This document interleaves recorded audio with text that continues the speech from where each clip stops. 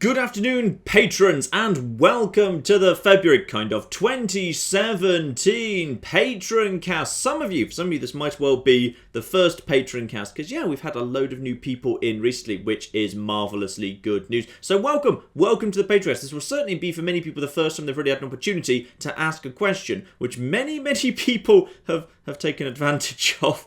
Because there's like double the normal amount of questions. There are many questions. We're going to spend a bit of time going through the questions. As there's so many new people, there's many questions. So therefore, this is probably going to be quite a flipping long Patroncast. So yes, we will get onto that very soon indeed. So I will not spend like a huge amount of time talking on a particular topic, other than to say February's actually been a really good month. And it's never the things you expect. That's what I've learned. My biggest takeaway from being a YouTuber for, it's nearly 4 years now, blimey. It's going to be 4 years in a couple of months that I actually started this whole business. My biggest takeaway, the biggest thing I've learned from 4 years of doing this is just stop bothering trying to figure out what's going to work and what doesn't. Because some of the stuff you can figure out and it's an easy one. Like fine, there's Skyrim, and Skyrim I kind of always knew was going to do well, and I should have always known that Skyrim was going to do just fine. I probably should have got Skyrim sooner rather than just messing around. I was always worried about Skyrim, because I didn't know Skyrim, whether it was going to kind of sit uncomfortably between a game like I don't know and I'm really enjoying discovering it versus a game I know like really well. And Skyrim sat uncomfortably in the middle where I know it a little bit, but I still don't know it well enough that like I forget stuff and I make some mistakes. But it seems to be working so far. Like I was expecting that to be quite popular. It's been more popular than I thought, so I am thinking about kind of rebalancing. I think I mentioned that in the comments, like underneath the video at one point. I'm going to mention it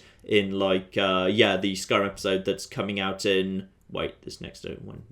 No, you haven't seen that yet. It's going to be in the next one for this coming Saturday. I think like maybe 2 episodes of Skyrim when none of them's quite as long as like the hour-long ones I've been doing so far. Maybe works a bit, but like more like 2 episodes of like 40-45 minutes a week I think would work a bit better. Because Skyrim's a big game with lots to cut. And especially now I've kind of covered out like the opening bits around Whiterun. I feel like it's probably like it would more comfortably fit like a shorter little adventure format where I kind of like do a couple of things each episode and then we could get through it a little bit faster. Yeah, I think possibly Skyrim's a bit too busy for just one part per week. Maybe I'm thinking like when Rome Total War's done, maybe we'll do like 2 parts of a different Total War game a week and 2 parts of Skyrim a week as well. I feel like that probably works. Now Fallout 4's down to 1 episode a week. Hopefully that might work as well. So yeah, Skyrim I should have predicted. But you can never always predict the winners because Realpolitik has done ludicrously well. Like the first part of that is like almost 100,000 views. And it's a very small like elite club of videos that actually kind of hit 6 figures in the views. I'm not sure exactly why it's happening because like it's ranked okay. Like if you search for like Realpolitik in YouTube, we rank okay, but we're not exactly like at the top or anything. And it hasn't struck me as like a really massively popular game. So I can't really explain it. Just for whatever reason, Realpolitik worked really well. So actually, we began Realpolitik, we did the 3 parts there, just for Skyrim again. That was a really good week that week. That was a really good week. Apart from Always Sometimes Monsters, the Valentine's Day special, which did weirdly badly. Again, not even going to try and figure out why, because sometimes you just can't call it. It was a shame though, I actually thought Always Sometimes Monsters was a really fun video with lots of kind of fun things. But it's one of those things, like I did Resident Evil, and I did kind of like the original Resident Evil remaster at Halloween late last year. That just didn't really get viewed, which was weird. I really didn't understand that one. I honestly thought that one was going to go better. But yeah, it just did not get viewed, but what can you do? So yeah, views, like in terms of like the number of views we're getting it's not the highest it's been in the channel. What I will say is it's probably the highest it's ever been, like for the month of February, which, bear in mind, of course, the month of February only has 28 days, which is really annoying, because if February wasn't a stupid month, if February had like a normal number of days, we'd totally have hit 4 million views in the month of February. But we didn't. We hit 4 million views over like the last 30 days throughout February, but February itself had like 3.88 million views, because February's bloody stupid. But like, the only times we've like passed 4 million views in the past is when there's like a particular reason, like when we did Choose Your Own Apocalypse, that month we hit like 6 million views, but then that's because like people like doing a single like playthrough of the Choose Your Own Adventure novel, if you like, were actually kind of ending up with like, I don't know, 40 views or something if they went for it like a few times. I think it's like an average of like maybe 15 views to get to the end or something. So that didn't really count. And like, you know, back in the day when we got some of the Kotaku coverage, when we kind of like concluded or started the new Fallout Challenge runs, like that caused a big spike. So, you know, November 2015, we hit like 4.2 million. I've got the figures right in front of me here. But then like the month either side was only like 2.3 million. So that kind of, you know, it's a bit of an anomaly. If we normalize and like remove the anomalies that are caused by external factors, that I can, like, clearly explain away. This is probably the... hang on, what caused us... September 2016. What happened in September 2016? What caused us to hit just... Okay, possibly it's the second month where we've kind of passed 4 million. And as I say, we haven't actually passed 4 million. But anyway, it's still very rare. My point is, I'm really awkwardly and slowly saying February we got loads and loads of views. Pretty much off the back of Rome Total War's great, Skyrim's even better than I expected, and Realpolitik was just a bit of a hit that I wasn't really kind of expecting to happen as well. So yeah, February... Great little month. Absolutely cracking little month. It's been a great little month. So hopefully we can carry that on into March because Mass Effect Andromeda's almost here.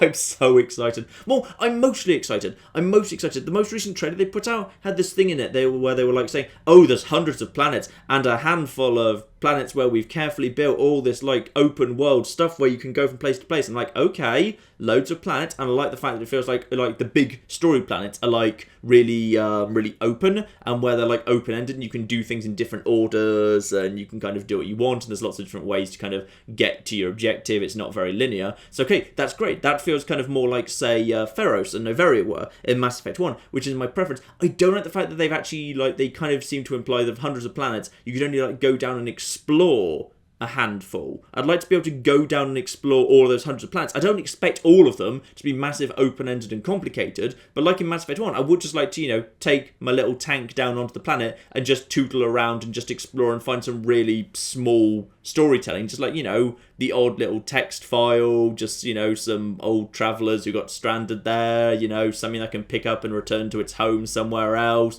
the odd bunker just with some enemies. I just want something. I'd like to be less repetitive than Mass Effect 1, where if you went down to a planet, you were either going to find the bunker or the warehouse or the mine, because those were the only three things you could find, and everything else was just a slight reskin of them.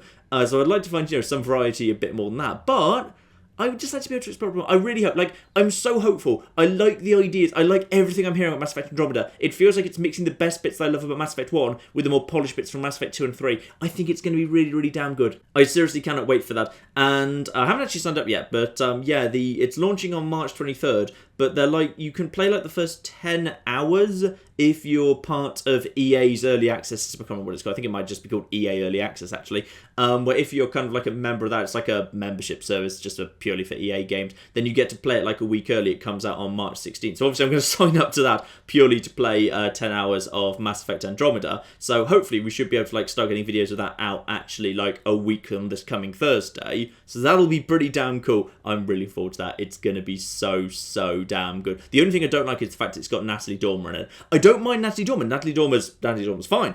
My problem is she's not clearly a voice actress, and like when you kind of hear the character she's playing, like reading her lines, you just hear her and you just think, yep, that's Natalie Dormer, all right, because she's just doing her normal Natalie Dormer voice.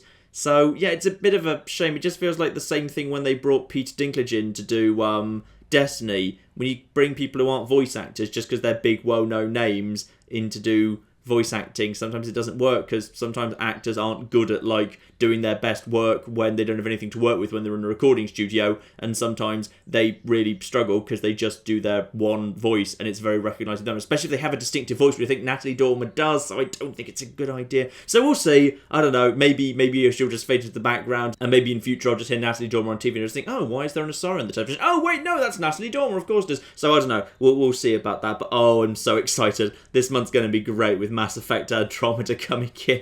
That's really, really exciting indeed. The other reason why this Patroncast is deliberately, absolutely deliberately, it is actually a bit deliberately, late is because I wanted to let the first part of the new Fallout series, the Fallout for Nuka World Level 1 survival thing, actually go out, because I kind of wanted to see how that was doing. So I could kind of talk about that briefly, and kind of, the short version is actually slightly better than I expected, pretty much on what I expected, but slightly better. Hang on, I'm just going to get the exact data up in front of me there at the minute. Yeah, so according to the YouTube data, it's got a bit of latency on it. 72,000 views on that so far. Yeah, and it'll actually be a little bit on that, more like 75,000, which is kind of what I want. It feels like it's kind of brought some people back, which I'm kind of glad about, because I was feeling by the end of Fallout 4 Survival, the original series, I think that did go on a bit too long. And I think like the reason it went on too long was because I started that series and I wanted it to be really difficult. And I kind of like had it in mind that what I wanted to do was I wanted to kind of go each series, I wanted to be more difficult than the last. So we just started off with the basic series into no guns. That actually turned out to be really, really easy. It was difficult at first, but kind of once I figured out, like, you know, the certain melee builds were ridiculously powerful, it became very, very easy. Then we kind of went into survival, and then, like, that started off really difficult. I think the best bit's that in some ways like the first, say, 15 parts, where it's really, really stressful and challenging, and I was still kind of finding my feet there. I think those are some really fantastic stuff. By the end, it wasn't really challenging so much anymore. I mean, I actually kind of like the sensation of playing. I really like the way survival mode works, which is, like, it's terrifying at first, but then, like, as you unlock more stuff, it becomes more routine. You feel a lot more secure and safe, and it feels more like playing, like, more traditional Fallout. So, you know, it feels like you are kind of getting more prepared. Like, as you unlock things like vertibirds and the teleporter and power on being something you can consistently wear if you want to. Like, I like the fact that as you unlock more stuff, it changes the way you look at the world. Like, the world starts off being terrifying, but as you unlock stuff, it becomes much more manageable. I like that conception. I like the fact that it does feel like you become a really badass superhero by the end, but at the beginning of the game, you are absolutely terrified of everything. That's a really kind of nice progression to go through in the game, but I don't think it necessarily makes the best YouTube series. So by the end, like, you know, we got heavily into kind of like role-playing as the Brotherhood, which I thought was really fun, and I really enjoyed kind of role-playing a slightly psychotic Grills Bears member of the Brotherhood murdering everything that wasn't a Brotherhood member. That was just quite fun. But I'm kind of glad that, yeah, we've now got level 1 survival that I think is going to be, one, it's going to be a short series, so it's not going to drag on like the actual survival series did. And two, I think is actually going to kind of remain difficult throughout, which I think will be, I think it's just going to be good. It's not going to be a long series. I don't know exactly how long, but I think it's not going to be a huge long series. And probably we followed up with, well, kind of depends on when Fallout 4 VR comes out. Either Fallout 4 VR or You Only Live Once. And again, Fallout 4 VR would be a really short series. Like, I wouldn't want to do a full playthrough of Fallout 4 VR. I'd probably just want to do just like a little bit, like maybe just like, not speed running exactly, but I'd probably just kind of go through the main quests and maybe like do like the one ending I haven't done. So go to the Minuteman ending in Fallout 4 VR, because then you can do that pretty quickly. It's probably the fastest ending to get to, the Minuteman ending. So I might do that. That kind of strikes me. That feels like the right sort of thing to do. So that will, again, be a pretty short series. And then we'd be into Fallout 4 You Only Live Once, which is definitely kind of getting a lot closer at this point. I'm not in a rush, to be honest. I'm really not, like, in a desperate rush to kind of get into it. I think, like, Fallout 4, as it's working right now, is working fine. I'm more concerned... Well, not concerned, sorry. Concerned's not the right word. I'm not sure what I'm going to do on Sunday with the kind of the older Fallout series at this point. Like, I'm keeping a really close eye on Fallout 4 New World Level 1 Survival, because if that seems kind of popular and people like that, and just kind of reading the comments, there's like the odd person that's like not keen on it, but I think the people who you're not keen on actually strike me as, it's not really people who don't like the series, I think it's people who just don't really like Fallout 4. I think the people who don't like the series are actually like, it sounds from their complaints, like really they're just not fans of Fallout 4, and like they genuinely seem to believe that because they don't like Fallout 4, it's inconceivable that somebody else could like Fallout 4, which is fine, whatever. If people want to believe that, people can believe that. I like Fallout 4. I don't like it as much as I like Fallout New Vegas. I do genuinely believe it is actually a better game than Fallout 3, and I would probably rather play Fallout 4 than Fallout 3. Fallout 3 has some things it does better than Fallout 4. I think Fallout 3 has a better desperate atmosphere, but Fallout 4 I don't think was going for like desperate loneliness as its atmosphere. Fallout 3 was, and it does it very, very well indeed. Fallout 4 maybe doesn't have like that single unifying sensation to being in its wasteland that Fallout 3 does, but I do think Fallout 4 is the superior game to Fallout 3, and I'd rather play Fallout 4 than Fallout 3 these days. But my point was, like, I'm going to keep an eye on how like the level 1 survival run works in Fallout 4 Nuka World, and whether like the first kind of 2 into 3 parts, whether people kind of still seem to be enjoying it. If they do, I am thinking, like, because I think there's only, like, 2 parts more of Fallout New Vegas Survival Mode. I'm going to do Arizona Kill, and then I'm going to go into the actual end game, which, of course, leaves 2 DLCs not done. Dead Money and Lonesome Road. Dead Money I don't think will be particularly interesting, because, like, Dead Money, of course, like, you know, the way I've done the DLC so far to make them a bit more interesting is to go in and say I'm only allowed to use the equipment you pick up there. But Dead Money works like that anyway, and Dead Money is relatively linear, so there's not really anything to show off I haven't kind of shown off before. So I think like Dead Money, though I really like it, I think it's a really, really interesting DLC, I'm not sure there's anything I can add to it by taking a really powerful character through it. And Lonesome Road is, well, Lonesome Road there's a bit more to it, because like I've only actually been through Lonesome Road once on the channel when I was doing You Only Live Once, and then it was relatively like trying to push through it as quickly as possible and sneak through it. So like there's a load of like buildings and areas and whatever I didn't actually go into. So there is some stuff to show off there, but again, I don't think it would be that interesting just to take a really super powerful character into it. So what I'm thinking of doing is,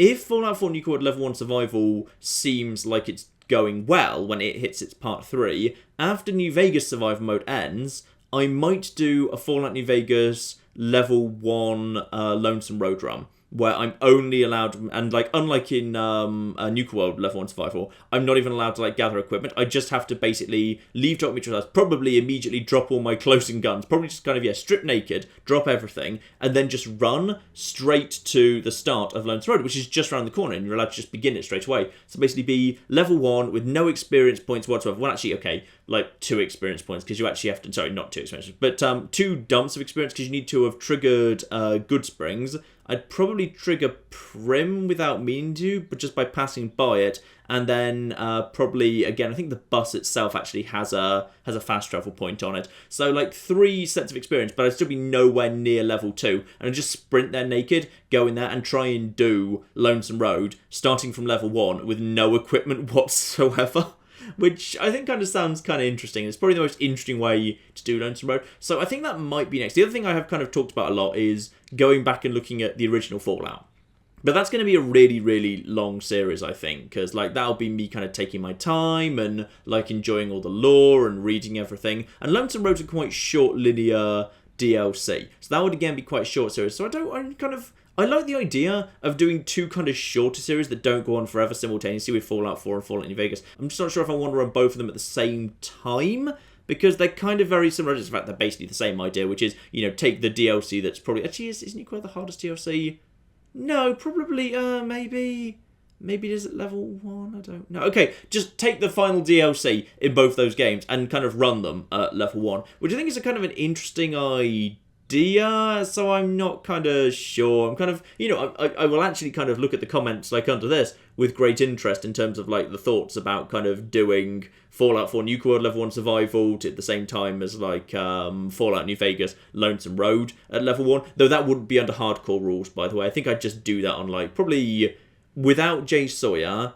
Actually maybe with Jay Sawyer, but with hardcore turned off. I know that kind of defeats the point, but Jay Sawyer still has maybe Jay Sawyer off. Yeah, probably Jay Sawyer off and hardcore off, and then maybe hard or very hard, I don't know. Like, my default playing on New Vegas, I typically go for about hard mode, which I think feels about right. So maybe level 1 just on hard mode would be fine. I'd be kind of curious to know, like, whether I do that or whether I do go into Fallout, because then there's 2 very different things happening simultaneously. There's also Fallout New Vegas Dust that I've kind of been meaning to get to. Again, that would be a really short series. I don't think there's kind of a huge amount there. Like, I think I'd kind of get bored. Well, maybe not bored of it, but like, I think it would lose its charm pretty quickly. I could just spend a few weeks going through Dust as well, which I think, again, would be... It would be kind of similar to Level 1 Survival, because you start off as a low level and you've got, like, no stuff. So they're all kind of very similar-ish ideas. Like, yeah, I don't know. I'm still thinking about it. It's really going to hinge a lot, I think, on how people are reacting to Fallout 4 Nuka World Level 1 Survival. Because if people seem to be really getting into that, then kind of doing something similar in New Vegas strikes me sensible, especially if they're both, like, short series. We'll see. We'll see. That's really kind of to be decided at the moment. Though, again, if you have kind of thoughts on that, if you kind of think you have an interesting perspective on it, do share. We're kind of interested to kind of hear people's opinions on that. The other big thing channel-wise, as I've kind of been kind of talking about like on and off over the past couple of weeks, is, as I've mentioned before, pretty much the limiting factor for me making more videos right now, because right now we're getting about 11, 12 videos a week. Probably most commonly about 11 videos a week out the door. And the reason why we're struggling on the live streams, the community playdays, and we've had very few of those, together with the fact that things like, projects like merchandising have never further materialized, is I just don't have the time to do them. Like, it takes all my time to make the videos I'm currently making, because all of them have to be recorded, and they're all edited down, and very often, like, an average video is like, I don't know, 2.5, 3 hours. I know, like, the end result is like 45 minutes or something, but like, I have to record that for 2.5 hours because I cut a lot of stuff out to keep the videos really tight.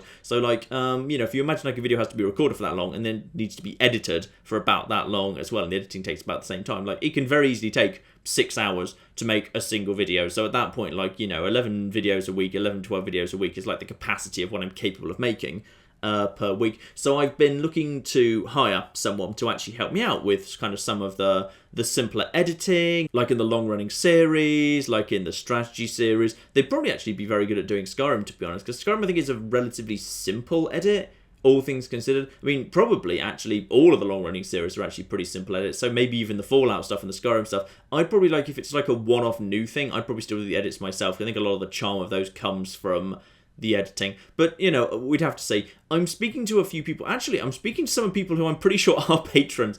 So there's still kind of like, right now it's 3 people I'm speaking to in the most detail about this, and I know for a fact one of them is actually on Patreon, so you are listening, hello, you know who you are. The other person, I don't actually know whether they were actually patron or not. I think they might be. I genuinely don't know. If so, hello to you as well. But yeah, 2 of the 3 are definitely actually from Patreon. So I'm speaking, kind of having like some discussions, and I've kind of been looking at samples of work from 2 people who are community members. And I've kind of said this before, I'm also actually speaking with Claire about this, because Claire, as some of you know, has her own YouTube channel. She kind of knows how to edit. She knows the channel. She probably knows the channel better than anyone, other than me. Just because she's been here literally from the beginning, and she's kind of been a community member and a viewer for a very, very long time as well. So I'm kind of speaking to 2 people from the community. I'm speaking to Claire as well, and I'm just trying to figure out what the best starting point is, and kind of what we're gonna do when. And I might well kind of trial like a few people over time. We'll see. The point is, I think it's actually gonna, we're gonna get actually someone started pretty damn soon indeed, which would be nice, and then we can kind of basically just see how it goes. Pretty much we can just test how it goes, and if it works we can just kind of make it a permanent thing. But yeah, I'm working on that at the moment. I think that things will be a lot better. I think once we do that, we will have the opportunity, and I think you'll be able to detect it straight away when it does happen, because when it does happen, you'll start seeing stuff that I've been saying, oh yeah, this is gonna happen, then doesn't happen for 2 years straight. I think you'll start seeing that sort of stuff actually happening a lot more often, just because I'll have a second pair of hands, and it will be so much easier. Right, that's enough of that. I've talked for bloody ages actually. You know what, I should probably get into the questions, because there's a really large number of them. So, in no particular order, I think we're going oldest to newest this month. Whatever happened to the Park-Tech series? Park-Tech's a really interesting one.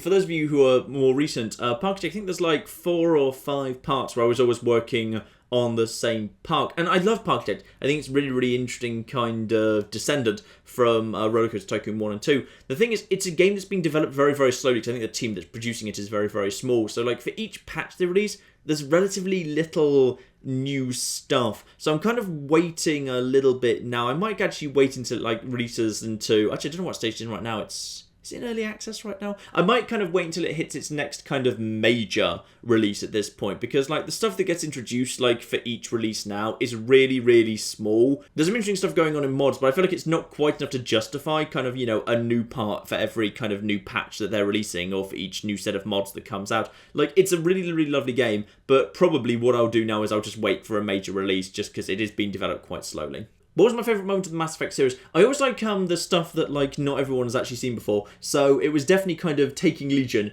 into the Quarian fleet, just because I love Legion. He probably is my favourite character in the original Mass Effect trilogy. I just absolutely flipping love Legion. And that's difficult to say, because I absolutely adore Tali as well, and I love the journey she goes on, and I love kind of Tali and Shepard as a pairing. I think it's a wonderful pairing, but I think as an individual character, in terms of his charm and his personality and what he says, I do absolutely adore Legion. So it just has to be taking Legion to the Quarian fleet. I think a lot of people hadn't seen that before. A fair few people know it can happen, but a lot of people just don't get around to it, because you do actually have to do the game in a slightly odd order to make it happen. But yeah, I do enjoy doing that. I mean, it wasn't anything unexpected. It was just kind of showing off bits of the script people haven't seen before, but I do enjoy doing that. On the specifics of Fallout 4, you only live once. Really curious how you'll be dealing with radiation now that it effectively reduces your maximum amount of hit points. Yeah, actually, I like that. I don't think that as a problem. I see that as a feature. It's not a bug, it's a feature. Because say that I've lost 100 hit points, but I haven't taken any rads yet, then at that point, if I take 50 rads from swimming somewhere, it doesn't matter, because all that's doing is filling empty health bar anyway, so there's no actual cost to that. So if I take a big knock, then actually it's okay for me to take rads. But if I actually right at that point, if my rads are right up to my health, and every time I take a rad it's actually killing health points, then at that point I have to avoid rads absolutely, because otherwise just being in rads is just guaranteed health loss. I think it's a really, really interesting system, actually. I think it adds a new dynamic that wasn't present for Fallout 3 or Fallout New Vegas you only live once. Because then, yeah, if if I've actually lost more health than I've taken rads, then I can just kind of wander through, I can swim, even if I haven't actually taken Aqua Boy or Aqua Girl, though absolutely I will be taking Aqua Boy or Aqua Girl, so that's a bad example. But, I can take shortcuts through slightly irradiated areas, I can head into the glowing sea, and stuff like that. Like, if I haven't taken any damage whatsoever, and taking any rads will kill maximum hit points, I don't want to go into the glowing sea. So, like, if I get to the point where I'm supposed to go into the glowing sea, I might go and do, like, other stuff to try and prepare for later in the game, for example, before I go into the glowing sea, working under the assumption that I might actually go and do something that's guaranteed to cause me damage, or as a likely source of damage, and then I'll do the glowing sea after that point. And I just think I think it's genuinely going to be one of the most interesting things, balancing maximum health and maximum rads, and also picking up a different You Only Live Once question where someone was kind of bringing in the difficulty. In the event that I do choose to use survival mode, I will definitely mod it, so I do still have to eat and drink potentially, but even if I eat and drink, it doesn't restore health, so I'll have to mod it anyway to kind of get rid of like the health top-ups on level-ups and stuff like that. So I'll have to kind of mod the game to create basically a custom difficulty anyway, so we'll just do that and it'll be fine. So if I do survival mode and I decide I do want to bother with food and water, then we'll have to do it that way. But we'll see, because with so much food having rads in it, I don't know if it's like just a kind of an annoyance more than anything else. I'm still thinking about what difficulty to do it on. I imagine we'll probably do it on very hard, outside of survival, but still modded to kind of get rid of anything actually providing any healing benefits. What's your favourite series on the channel right now? Rome Total War. Easily. And the reason I said that is the exact same reason why I say that Stellaris is one of my favourite series I've actually ever put together,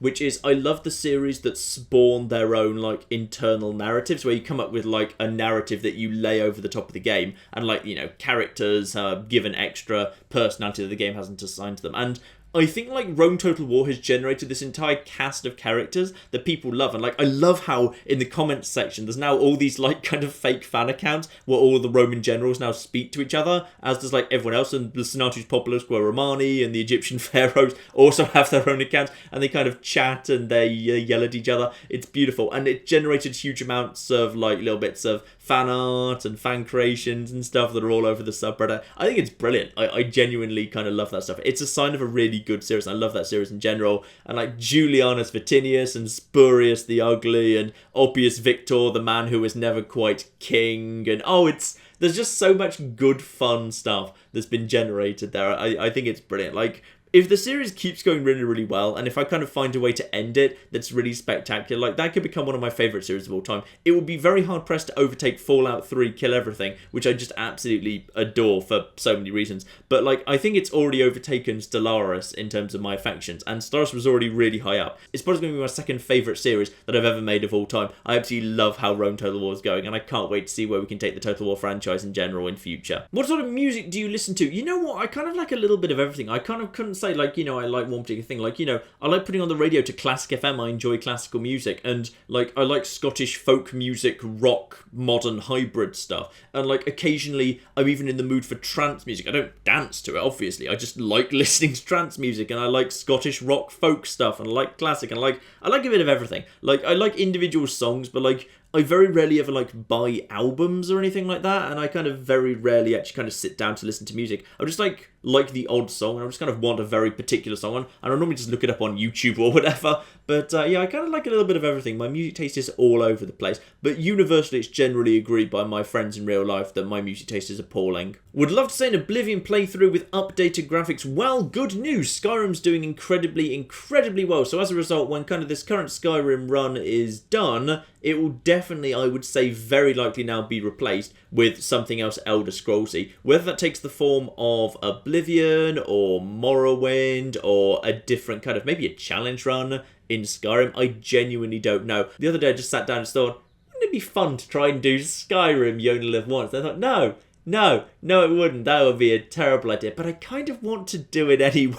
So I would not be surprised if I wasn't originally planning to do this. I was really thinking of doing like, hey, Skyrim will be a Saturday series, and once we're done with that, then we can move on to something like Red Dead Redemption or Mass Effect 3 or whatever. But Skyrim's actually done so well that kind of I'm very tempted, like in the same way as Total War, to make it a bit more of a semi-permanent fixture on the channel schedule. I'll have to see about that. I genuinely don't know. I've noticed you make occasional Top Gear references. Have you been watching the Grand Tour? If so, how do you think the Grand Tour compares to Top Gear? I think it's really, really interesting because, of course, the main comparison, of course, is old Top Gear when it was the original team versus the Grand Tour now. I think the Grand Tour is interesting. I think they're still settling into it because I think one thing that really stands out to me in the Grand Tour versus Top Gear is when I watched my favourite bits of old Top Gear with the original crew in it, you looked at what they were doing and I genuinely thought I can't tell which bits they're ad-libbing, which bits are scripted, and which bits just kind of happened by accident. I mean, sometimes you could obviously figure it out, but the joy of it was so organic and they worked together so well that sometimes I genuinely couldn't spot where the script ended and where the ad-libbing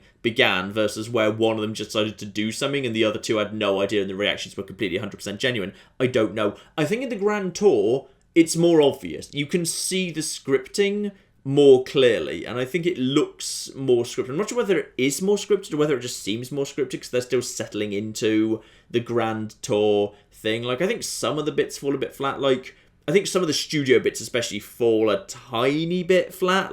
I quite liked the running joke of the celebrity being killed, but unlike the running bit they did afterwards with Hammond and May, I think kind of got stale pretty quickly, so I'm kind of hoping that won't return next season, but we'll see. But I mean, there's some really, really interesting bits. When they just get out there and mess around with cars in stupid ways out in the middle of nowhere, it works pretty well. I think the studio bits don't work quite as naturalistically, but I think in either case, it's superior to the Top Gear in its current format on the BBC. I haven't actually seen the first episode of the second series, which people were saying was a little bit better, but I'm honestly I barely even care at this point, because I didn't particularly care for Matt LeBlanc, and I don't really know who the other two people are, so I might give it a look at some point, but I honestly don't care. I mean, I think the Grand Tour is pretty damn good still. I don't think it's as good as classic Top Gear, but I'll definitely be kind of watching the next series when it comes out. Serious question here. I was wondering, what are your thoughts on mental health and the stigma around people with mental illness? Now, I want to answer this one very carefully. I don't want to make any jokes or anything. I want to answer this one carefully because it's something that I don't want to, accidentally say the wrong thing in. And I don't want to kind of talk about it too much because I don't want to try and talk over or pretend that my opinion is in some way valid next to people who have suffered through these things, who definitely should be the people who kind of talk about these things. I will say that my personal opinion is the best thing that we could do, and the thing that I've thought about most in this case is I think mental health needs to be looked at on par as physical health. I think a lot of people, right up to the layers of government, I think we've seen this in Britain recently, which is deeply kind of worrying that there's kind of been some changes kind of mooted to the benefit system in Britain that say certain disability benefits should be kind of very strictly only for physical disabilities and that mental disabilities shouldn't actually be eligible for them. I hope that was just kind of being kind of, vaguely kind of put into the public sphere to test how people reacted to it and it won't actually become policy, but that's kind of what I think. It's the what's it called? The mobility or independence allowance or something. I can't remember what it's called. I think it's called PIP, but I can't remember what that stands for because I thought it was something to do with independence or mobility, but there's no M in PIP, so I'm not sure. Sorry, I'm kind of half reporting garbled news there. But yeah, basically the implication was that mental health was not as serious as physical health, so therefore shouldn't receive the same level of support. I think kind of the most important thing should be when somebody has a mental health condition, it should be treated as seriously as if they had a physical health condition. And instead, if someone has a serious physical health condition, then as a general rule, they can call up an ambulance and they'll be taken to an emergency surgeon and something will be done to fix them. But if someone has a critically serious mental health condition that might absolutely pose a health to their physical health or indeed their ability to continue living, then it just seems to be treated a lot less seriously. And I just think if there was more parity between how we treated physical and mental health, and especially if there was more done in terms of prevention and support before it reached a crisis point, then yeah, I think we'd be in a much better shape. But I don't want to give a very long answer to that because I don't want to pretend I am an expert. That's just one thing I've always thought on that topic. In the comment section of the subreddit, people sometimes ask questions that get answered during the Patroncast. I'm never sure if I should answer these or not, except for specific questions. For example, you always keep ambiguous about the relationship between you and Claire because you find it funny that people keep guessing. My question is, what's the protocol for Patreon answers? Should we keep them to ourselves? I think for the most part, yes. I'm not going to say there should be a blanket ban or anything. I think it's nice that as a thing that because I always want to have a balance, which is I like the fact that the people who are on Patreon get something that's just there, so there's something special for you guys. But I don't kind of want to feel like I'm trying to like hoard anything or like keep something away from everyone else either. So it's always been like a very careful balance that I've never been entirely 100% happy with. Like, use your own judgment, basically. I don't want to kind of rule on that. Use your own judgment. Perhaps, like, you know, if someone asks a question that's going up in a Patroncast, feel free to, like, answer it, but maybe afterwards mention that it came up in the Patroncast. So if they want to ask similar questions, then they could come to Patreon. I don't know. If someone were to kind of, you know, write down all my answers and then put them straight on the subreddit, I consider that's probably not cool. But equally, if someone were to, like, ask a fairly simple, innocent question, and they were to kind of be shut down by a wave of people saying, no, you can't ask that here because that's been asked in the Patroncast, and that's the secret, I think that would be a bit mean as well. So kind of, you know, just somewhere in the middle. Let's take a nice, sensible middle ground. What's your favourite place you visited that isn't directly linked with Rome? Ha! Easy one, because you've fallen into a trap of assuming that classics just means ancient Rome. It doesn't. It primarily means ancient Rome and ancient Greece, the two kind of core civilizations we study. And I was always more of a Hellenist anyway. I always preferred studying ancient Greece to ancient Rome. In fact, like, in terms of my specialisation in Rome, like, I did, like, a little bit of, like, early imperial Roman history, and I did, like, I studied Cicero in detail, because I really like Cicero. Cicero's so damn cool. But I was always much more kind of interested in the Greek side in terms of both history, but especially literature, really. I was always more about literature. I was always more about Greek literature. So I've always had a real fondness for Epidavros. At Epidavros, there is a theatre.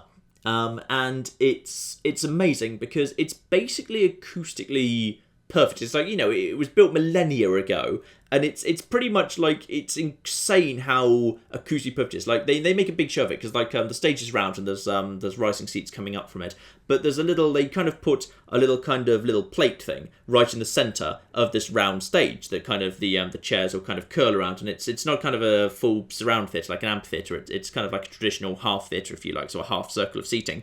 But the whole thing's been built so perfectly that if you drop a penny, like, from a really low height onto this little plate that's just sitting right in the centre of the stage, then it doesn't matter what seat you're sitting in, anywhere in this theatre, you can hear it, like, really quite clearly, and it's just incredible, and I love it, and it's kind of in the middle of nowhere, so it's very peaceful. It's a very kind of peaceful place, and it just feels like, it feels very alien. I just love it. I absolutely adore that place. And I love actually lots of the Greek sites in general, because lots of the Greek sites, unlike Rome, like, because lots of the Roman stuff was built in Rome because glory of Rome and all of that stuff.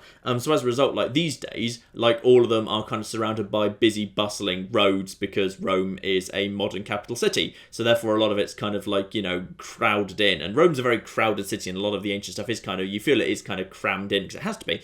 Whereas the Greek stuff, like, because, like, it's all over the bloody place, lots of it's now in the middle of nowhere. Like, Delphi is still just, like, this place out in the middle of nowhere because it's on the side of a mountain. And, like, they couldn't have built a city there if they'd wanted to, because there's nowhere to put a city, because topographically you just bloody can't. So as a result, like, the old sanctuary at Delphi is still pretty much, like, you know, most of the way up a mountain, just at the side of this valley, and it's just beautiful and quiet. And Epidavros is very similar, and lots of sites are really similar, just because they're out in the middle of nowhere. Are you planning to do the Sarajevo 6 missions from Hitman? Yes, I'll probably get round to it at some point. I honestly didn't even know they were still available. I thought they were like, they were kind of special pre-release things. I didn't actually know they were even still available, because I've been playing on the PC version so much. Yeah, after I've done the landslide thing, I think there's an elusive target coming up in March as well, I might well look at them at some point. I don't even know if they're any good, I don't know anything about them whatsoever, but yeah, there's a good chance I might well get to them at some point. You've said you don't like facial reaction cameras in videos. Is there a reason for the complete photo privacy? People like Matt, Dan and Total Biscuit don't use face cams in their gaming videos, but don't shy away from the occasional Twitter photo. It started off as just a real privacy thing, but now it's just kind of become a thing I just kind of like. I actually kind of like when people do kind of say go back to the very first video on the channel and see what I look like, albeit that is 4 years ago, so actually I look a bit different now. So that's not really kind of a fair representation anymore. You probably still recognise me on the street from that, but you might not. You might not actually. Things have changed a little bit. But it started off purely as a privacy thing, because I was really just trying to keep my YouTube life and my professional life different. Because at that point, I still had like a full-time career elsewhere, and I was trying to keep, like, you know, that side of my life separate from the YouTube side, because I didn't really want the two to mesh with each other, because I wanted to keep them entirely separate. But now I do YouTube full time. It's just kind of become a thing, really, and now I kind of just prefer the mystery, because, like, one thing I've noticed a lot is the comments that show up on that very first video on the channel is, like, people, for the most part, seem really sad they looked at it. They were happier when they didn't know what I looked like, because, you know, once you've kind of had this mystery, that for people who, like, didn't happen to know that first video on the channel existed, existed. Like, when you've had the mystery for however long, like say you've been with the channel, like you've been subscribed and you've been a regular viewer for 2 years, after you've had 2 years not knowing what I look like and like having no idea, like, it almost spoils it for you. I think, like, nothing will ever be as good as the mystery. I think actually people generally are quite disappointed. So I'd recommend, if you don't know what I look like, and you now know that you can find out by looking at the first video on the channel, I'm going to recommend you don't, because it's just going to leave you disappointed. Sorry, when I say it that way, it makes it sound like I'm hilariously ugly or something. I hope I'm not. But it's just one of those things now. I almost just kind of do it just as...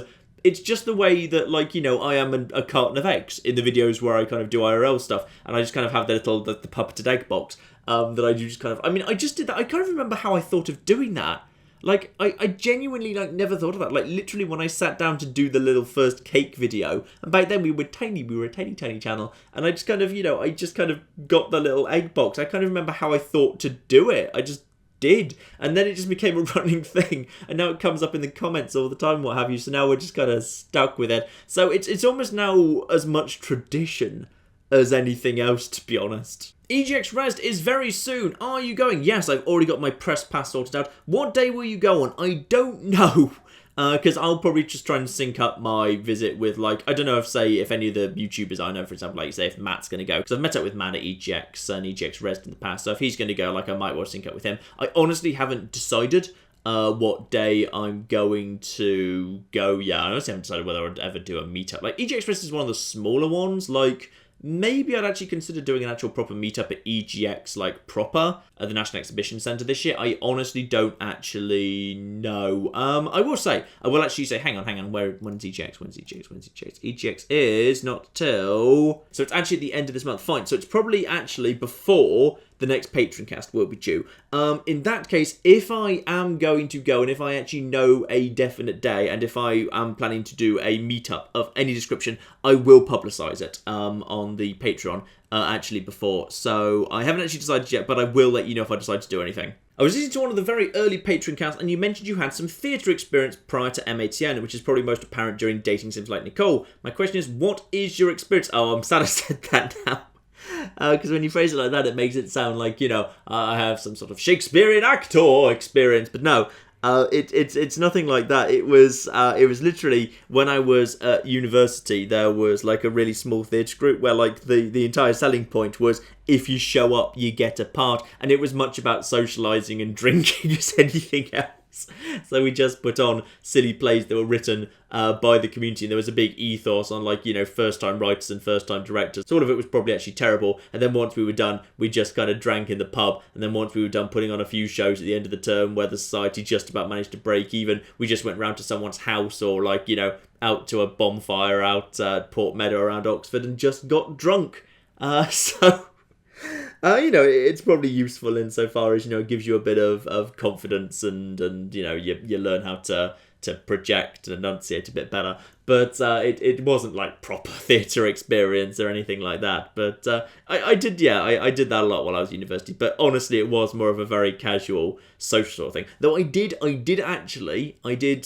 star in one play at one point. I wasn't always just kind of background characters. There was a Sherlock Holmes play where I played Sherlock Holmes, which is marvellous. And I did also write a comedy pantomime version of Virgil's Aeneid that I had a very small part in, but I wrote and directed that. So the ethos on first-time writers and directors did extend to me myself. So I have in the past written a ridiculous pantomime version of Virgil's Aeneid that was actually staged. And I thought the script had been lost forever. But very recently, I was actually helping a family member move house. And on an old computer, I found a copy of it that I had been working on just before. So I'm actually going to get hold of that very, very soon indeed.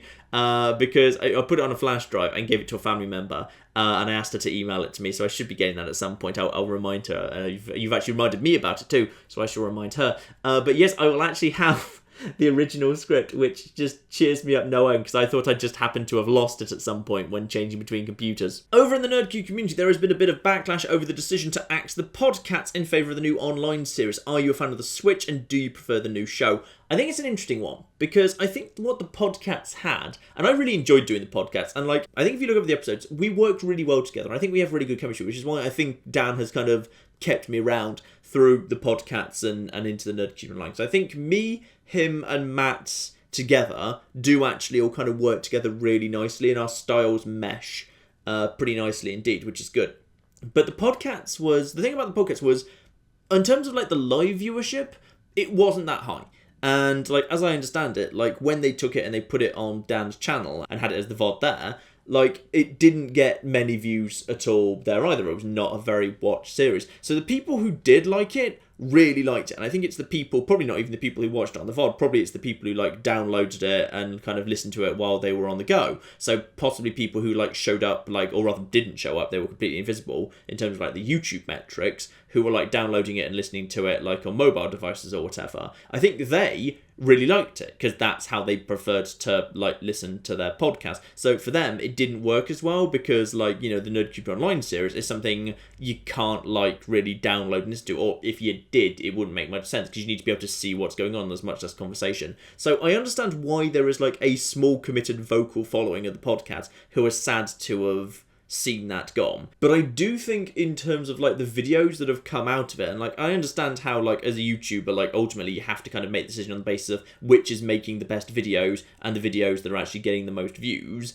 Like I think actually like the highlighted VODs for Nerd Community Online have been much better. I think the Astroneer one was really, really damn good. I think some of them have maybe been a bit long. Like I think the Rainbow Six Siege one could have been shorter. But I think actually like the Astroneer highlights that just went up the other day, I think those are like right up there with like, you know, what I think people kind of refer to as like, you know, the classic Nerdcute, where it's really, really heavily edited, short formish stuff where it's quite a short video, but it's really, really heavily edited down. I think that was a really, really damn good video.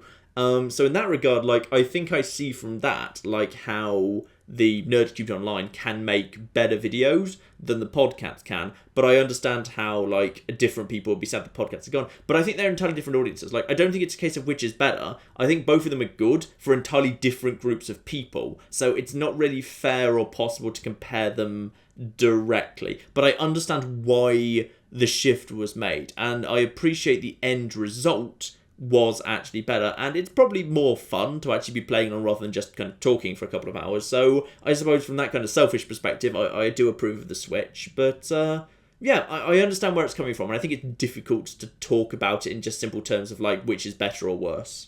If YouTube didn't exist, what do you think you'd be doing for work? Well, I imagine I'd still be working in marketing. In fact, like the kind of the crunch point for me when I kind of had to make that decision was like I was, you know, I did well. I did well in my marketing career. It was I spent 7 years working marketing, and it was going very, very well. I'd moved from company to company. I'd kind of moved up in terms of seniority.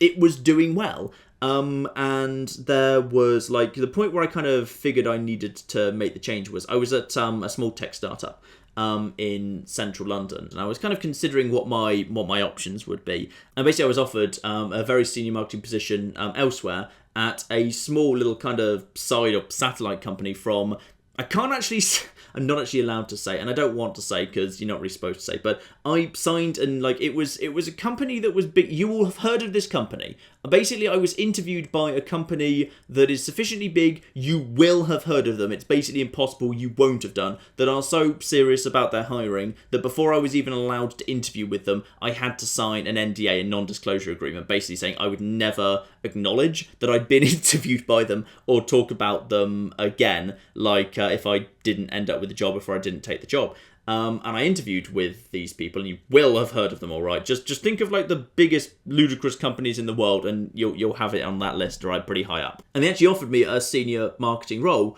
and like at that point, like there was just this moment of clarity because I got a phone call from them, and they kind of offered me this role, and it was, you know, it was a really good offer. It was a really damn good offer in terms of like the seniority and the perks and the money and whatever. And I kind of like, there was just this, I had this moment of clarity. I remember exactly where I was standing, where it happened. I was sitting in this little kind of side box room in this flat that I used to live in before we're in this place we're in right now, where I used to do kind of some of my recording and editing. So I used to edit in this little side box room.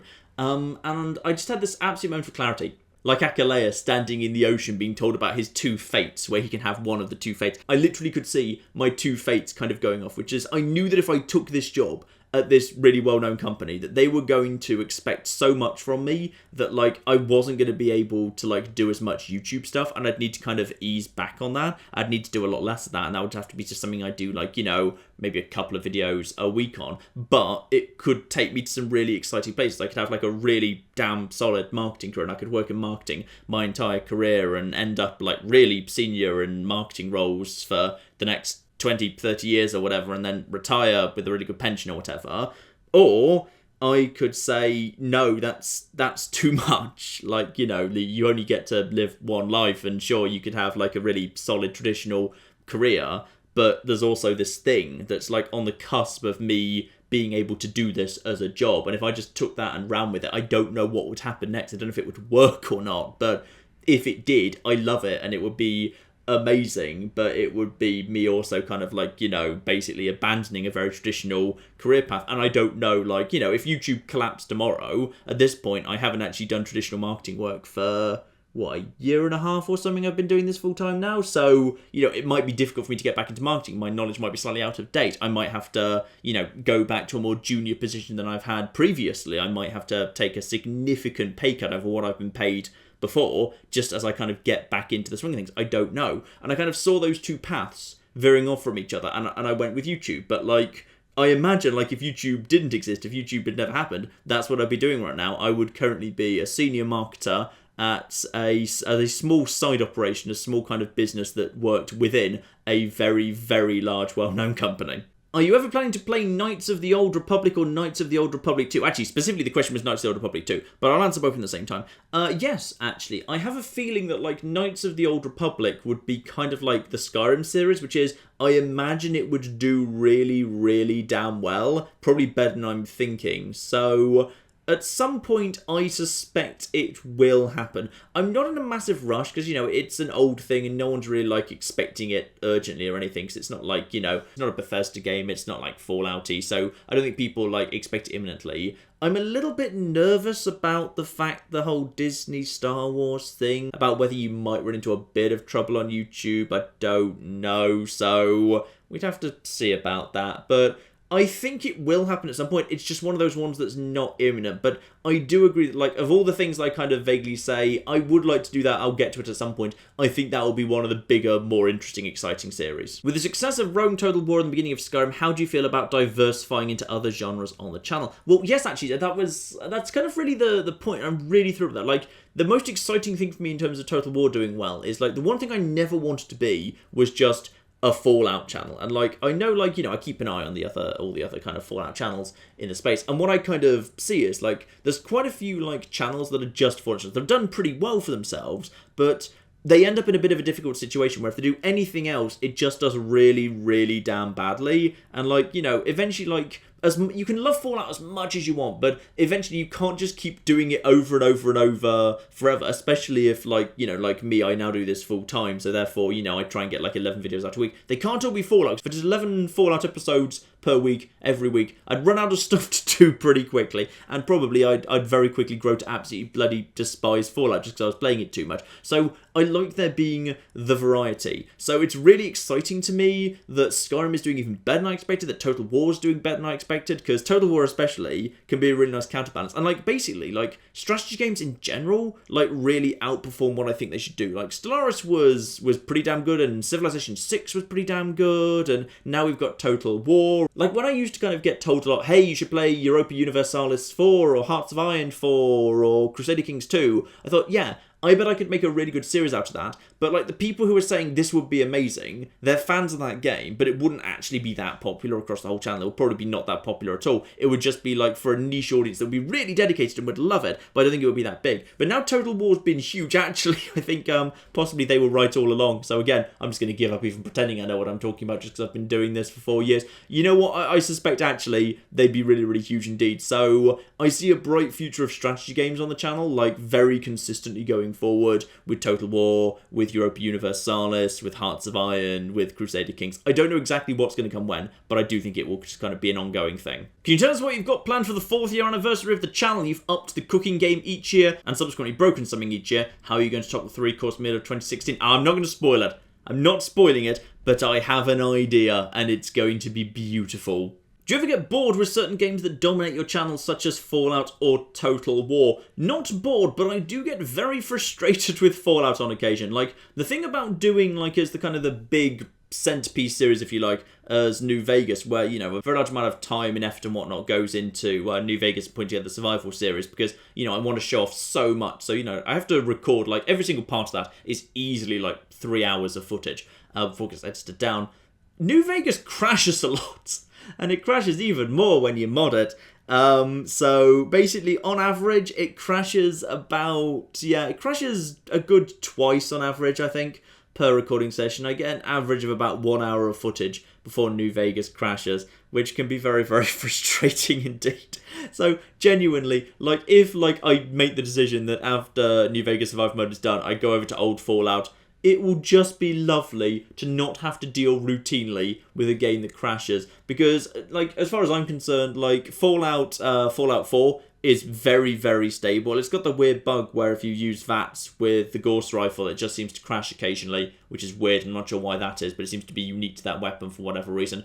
And Skyrim, despite the fact that some people seem to claim it has a bit of a bad reputation, I've never really had much problem with Skyrim. It seems pretty bloody stable to me, especially the new Special Edition seems very stable indeed. In fact, I've not had a single crash off that, I don't think, of quite a few hours of recording when I've already started modding it. So that all looks very, very promising indeed. So I wouldn't say I get bored, but I would say I get frustrated. Which do you think would make a Total War spin-off game? Total War Fallout or Total War Elder Scrolls? It has to be Elder Scrolls. Fallout I don't really think kind of makes sense as a kind of Total War game, to be honest, because Fallout's all about, like, one person and, like, their perspective as being a lonely small thing in a really big, terrifying world. I don't think Fallout makes sense. Like, sure, you could have, like, the NCR and Caesar's Legion and the Followers of the Apocalypse playing, like, you know, a much more subtle game, and I suppose, like, if you wanted to, like, the Railroad as secret agency types and the Institute and whatever, I guess you could have, like, all these different factions, but I don't feel like it necessarily...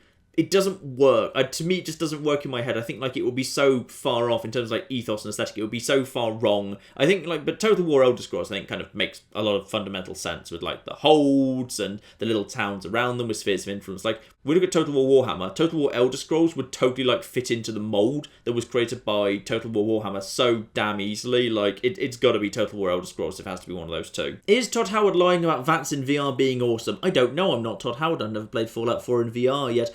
As far as I can tell, like, from what he said, like, basically activating VATS in Fallout 4 VR is just slow-mo, which makes a lot of sense and kind of, you know, works really nicely with that. But it kind of makes me think that I don't really understand how luck's going to work and whether we're just going to have to completely change our character builds in Fallout 4 VR versus normal. Because, like, how do critical hits exist? You just get to, like...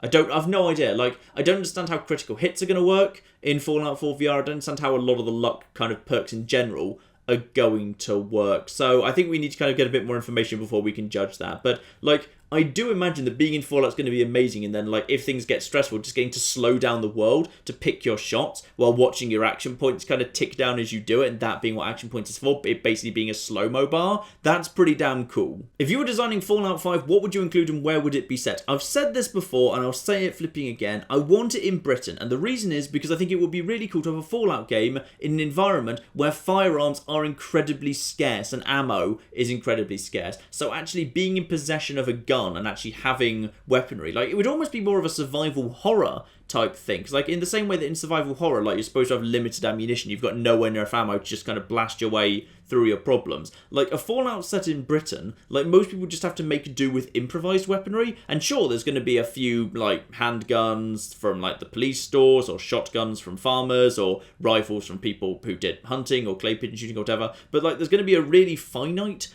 amount of ammo and weaponry floating around, and most people are gonna like view someone who has a gun with suspicion as much as just casual. Oh yeah, that guy's got a shotgun on his back. Like, that would be really unusual in Britain, and it would kind of, for the most part, it would cause suspicion and panic more than anything else. So I just kind of feel it would be really interesting, or maybe just a DLC, maybe not a whole game, but maybe a DLC in an environment where there are very, very few firearms, and a firearm, like the possession of a firearm, even being seen holding a firearm, has significant social consequences. If you're ever able to solve the dilemma concerning recording old video games, the ColecoVision, etc., would you consider turning one of the days of the week into Time Warp Tuesday? No, I don't think it would be a regular weekly thing, because I think it's more of a novelty, to be honest. What people don't like to admit is a lot of games which we're nostalgic for, when you actually go back and play them, they're terrible. Games have got infinitely better as time goes by. A lot of old games are really, really bad. And you notice this whenever when say there's one of those, here's a disc for the Xbox 360 with 47 of your favorite Genesis games, that you think, oh my goodness, my nostalgia circuits are overloading, and you buy it and you take it home and you realize, wait a flipping minute, 45 of these 47 games are terrible, and the other 2 are only fun for about 10 minutes, then I'm bored. Yeah, games have got a lot better. I think it would be fun to do as a really rare thing, but I don't think it should be a weekly slot. I think it's too much of a gimmick. You love sniping. Sniper Elite 4 just came out. It has gratuitous body explosions and real bullet drop. Would love to see this on the channel too. I've always kind of stayed away from Sniper Elite. I kind of actually don't like it. I wouldn't exactly say, well, okay, maybe I'm a little bit. I'm probably slightly squeamish. I don't actually like realistic violence. I genuinely don't. I've always been fine with, survival horror violence or, Fallout violence. Because Fallout violence is, itchy and scratchy violence. And, for the most part, survival horror violence is just, spurty blood and whatever. And, it's not realistic. But when you, get to the extent where, you literally, watch someone's bones crack. I really hate, is it Mortal Kombat or Street? No, it's Mortal Kombat. It's the more recent Mortal Kombat games where, now when you, do finishers, it goes into X-ray mode to watch bones being, splintered and internal organs, bursting and whatever. I genuinely don't like that. I find it quite unpleasant. I find it slightly off-putting. I genuinely don't actually enjoy it at all. And I feel that way about Sniper Elite, which is I don't like watching people's bones and internal organs being shredded. It's too close to reality for me. Not that I have X-ray vision, and thus I have no idea what it looks like when someone's bones and internal organs are shredded. And even if I did have X-ray vision, I still wouldn't, because I've never actually seen that happening in person. But I don't know. I kind of just feel like I wouldn't actually enjoy it very much. And the fact that I was kind of, was put off by the violence would actually kind of mean I don't think I'd actually do a desperately good job on the commentary. I might well do it as a one-off at some point. I might do it as a one-off. Since you've tried some mods for Fallout 4, should we expect some more Fallout 4 mods? I probably won't kind of bother with just kind of fairly minor mods. The reason I just kind of gently improve New Vegas is just to keep it kind of looking fine. Whereas Fallout 4, I think, for the most part, if you're not paying too much attention, still looks pretty much fine right now. I might well try some of the actual kind of bigger mods for it. I would like to look at Frost. Just like I want to kind of get around to looking at New Vegas Dust at some point, I would actually like to look at Fallout 4 Frost, because I'm not convinced it's a good idea, but I think it's a fun enough idea to be a mini-series at least. Can you explain how humidity in weather works? No. No, I can't. Presumably, when it's very humid, that would mean there was a high concentration of evaporated water in the air, and when humidity was low, there would be a low concentration of evaporated water into the air. And I'm not really sure how those two things would be affected by any other day, night or temperature cycle. I have literally no bloody idea. Have you ever played any Fire Emblem games? I have played precisely one. I have played Fire Emblem Path of Radiance, and I played that quite a way. Is that the one I'm thinking of? Was Path of Radiance the one on the GameCube? If Path of Radiance is the one on the GameCube, with the shape-shifting people, where there was lots of people who transformed between humans and animals, yeah, that's the one I played, Fire Emblem Path of Radiance, which I thought was pretty good. I found it a little bit frustrating too, because my biggest problem with it was the way they kind of ramped up the difficulty wasn't by doing anything interesting. It was just by basically saying, hey, now you have to get to this other side of the map, and by the way, we've put 70 bajillion enemies between you and there. So rather than kind of doing more interesting stuff with kind of challenging enemies where you had to use specific tactics and which you needed to figure out to get past them, it just put a million enemies in your way, which I never desperately enjoyed, to be honest. Do you have any recommendations for people planning a series? You always seem to go in knowing where you're going to go and generally what you're going to talk about. Well, that depends series to series. I'd say, it really depends what you want your series to be. Like, plenty of series I'll just kind of go in just because I know the game very well. Like Total War or Fallout, I just already know the game. I just know the game really, really, really damn well. So for the most part, while I just need to check some really tiny details in the wiki occasionally, like, I'll just be able to do it anyway. Some, like, games like Skyrim is in the moment, I know, like, moderately well, but I'll still make stupid mistakes that'll probably really, really annoy people, but whatever. You just have to just accept them, which is why I thought Skyrim was going to be a weird series. It kind of sat uncomfortably in the middle, and some series you just go in accepting that you may kind of know the very basics, but you just don't understand what's going on, like happened with Stellaris. And Stellaris, therefore, the narrative has to carry it a lot, and I think narratively, kind of, Stellaris did work beautifully. Even if, like, technically there's probably things I could have done better, and, like, the game was still in a fairly early stage at that point. They've added so much cool stuff to Stellaris, by the way. So much cool stuff.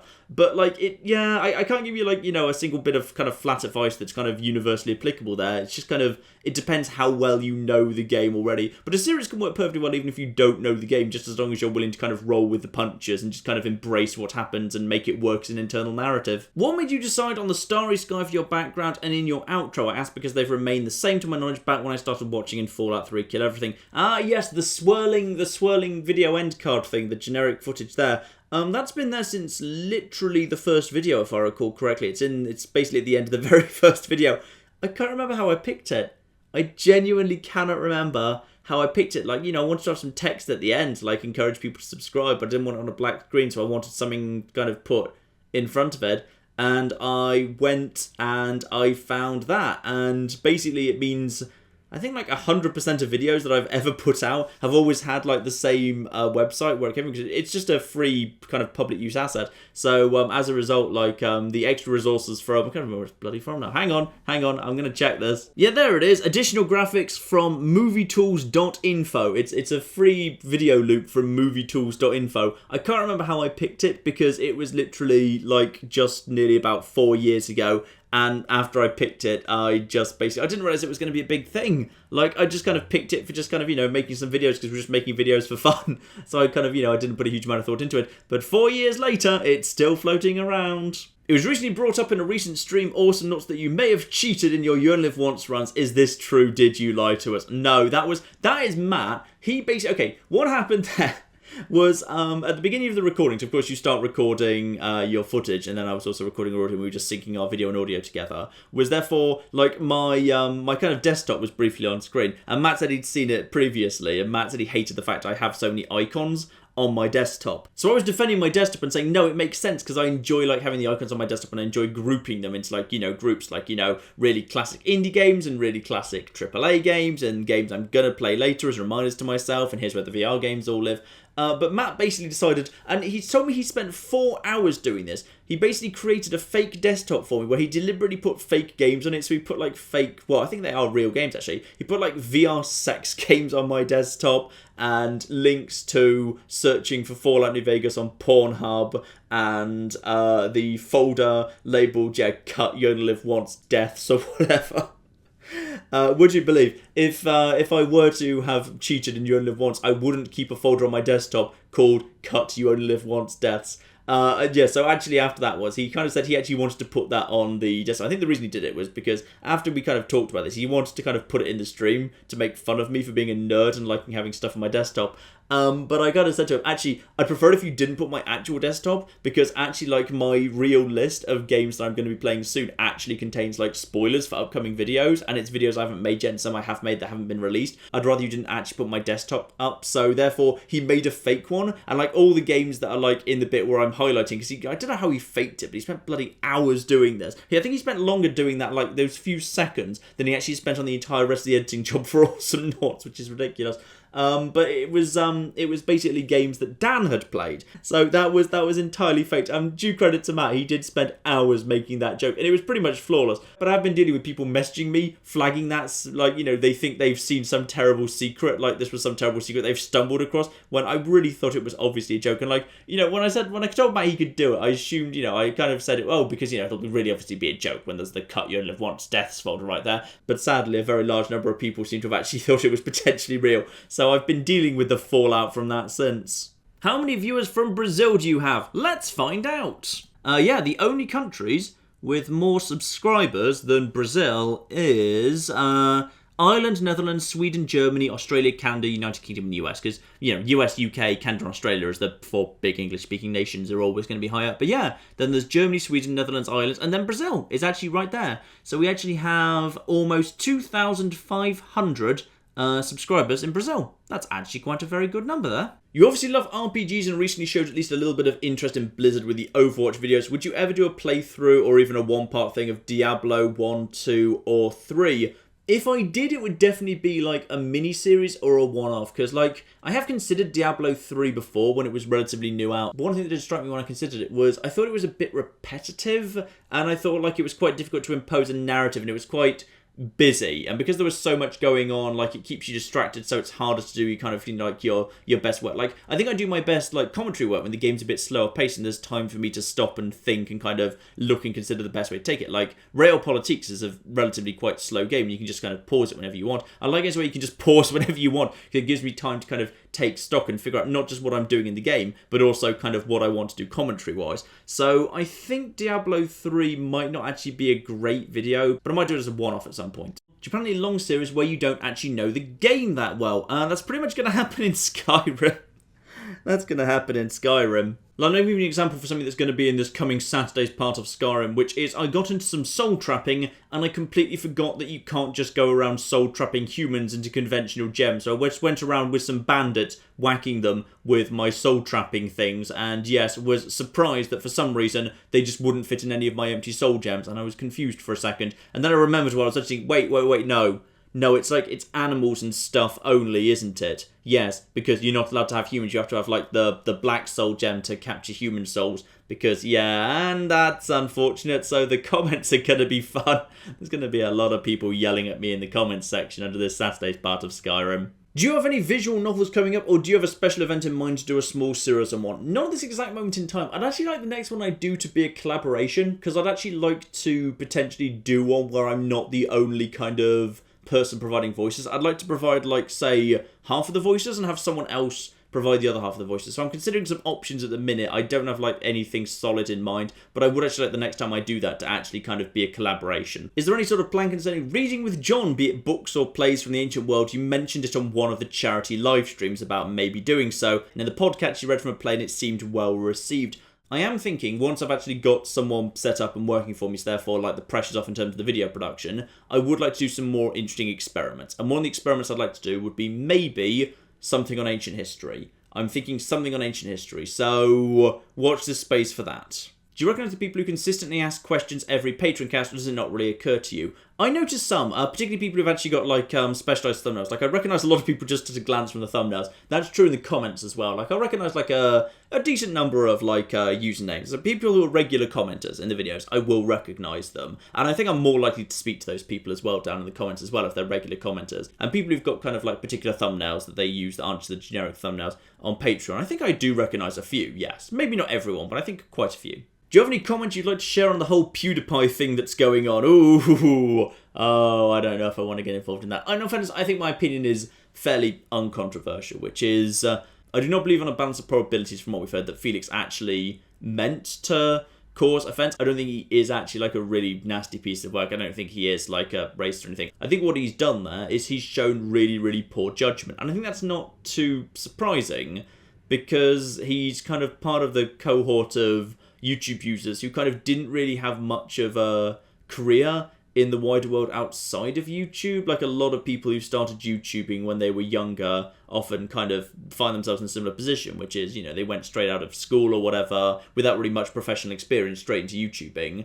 Therefore, like, it's very easy, especially if they've been very successful, you know. They've had very limited world experience, and now they're extremely successful. They've got an army of fans, no matter what they say, backing them up and saying, yeah, we believe in you, we support you. They're making a huge amount of money. Like, it's very easy for someone in that position who's never had to, you know, deal with an environment where, you know, they've dealt with a professional work setting to basically not realise they're making some really, really stupid, poor judgment calls and doing something that, even if they don't mean it maliciously, they should realise is blatantly going to be interpreted badly and is going to cause trouble for them. And, I just think he's made a really stupid series of decisions, and I think he hasn't really helped by doubling down and kind of going on the attack. Because, like, he kind of seems to be giving the impression that now he thinks, like, the press or everyone's, like, out to get him. And I think if he just managed this a little bit more sensibly, he could have de-escalated it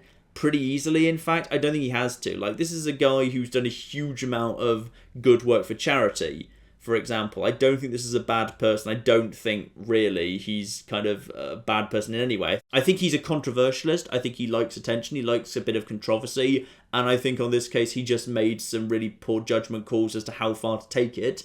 And yeah, I think that's pretty much all there is to it. And since then, I think he's handled, like, how to de-escalate the situation quite badly, which is a shame. So I think it's more cock-up than conspiracy is what I'd say.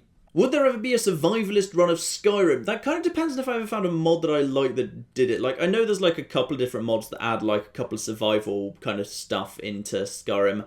I'm not sure if I necessarily would, to be honest. I feel like there is a point where if you do the same thing over and over, it kind of just loses its sparkle a bit. And I think, like, deliberately, like, adding survival stuff into Skyrim when the game's not really built for that doesn't necessarily work that well. So I don't think that's actually a run I'd do. Like, if I did something in Skyrim, I would almost certainly at this point do some form of, like, ridiculous legendary you only live once, like legendary difficulty, you only live once rules on Skyrim, and probably kind of mod it to kind of get rid of, say, like, the health regen on the level up, for example. And I wouldn't expect to be able to complete the game. I'd just be kind of curious how far I could get. I think it would just be fun. Like, I think that would one I'd kind of go into, like, without over-planning it, just kind of very, very specifically with the viewpoint that, like, I would have no intention of actually completing it. It would just be like, you know, you've no idea how long the series is going to last. It might be 3 parts, it might be 10, it might go on for 100, and I might somehow manage to complete the game. I think that might just be fun. So at some point, I might do that, we'll see. Are you still playing with your Vive? What are your impressions 8 months later? The Vive's really interesting. Because, like, if you people have, like, asked me, like, you know, would you recommend getting a Vive? Is it something worth getting? Like, from a gaming perspective, no. Not in the slightest. In terms of, like, how much it costs and the setup and the faff and the games that are available for it. Like, you're paying an awful lot of money for what is right now a fairly kind of weak selection of generally quite poor games. But, like, it is pretty much just, it is a toy. It's almost not a games, it's not really a games thing anymore. It's just kind of, it's an experience thing. It is some of the most kind of ridiculous, incredible experiences I've ever had in a video game setting. But I almost don't like calling it like a video game thing anymore. I think it's different. I think VR needs to be treated as an entirely separate thing. But it is very expensive for something that you don't really get much use of. Because most of the games for it are very, very short indeed and kind of fairly simple and quite repetitive. It really is something you just dabble in occasionally. It is a remarkable, remarkable experience. But,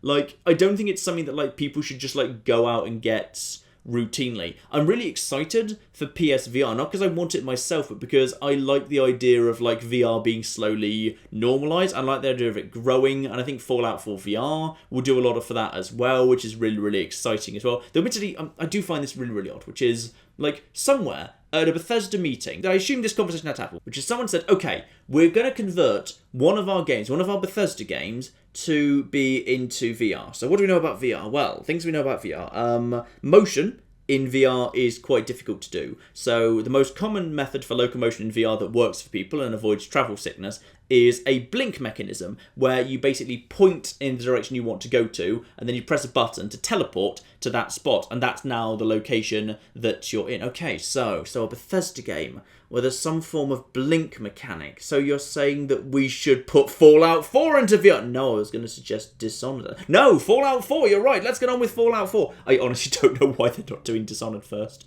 Why are they not doing Dishonored or Dishonored 2 first?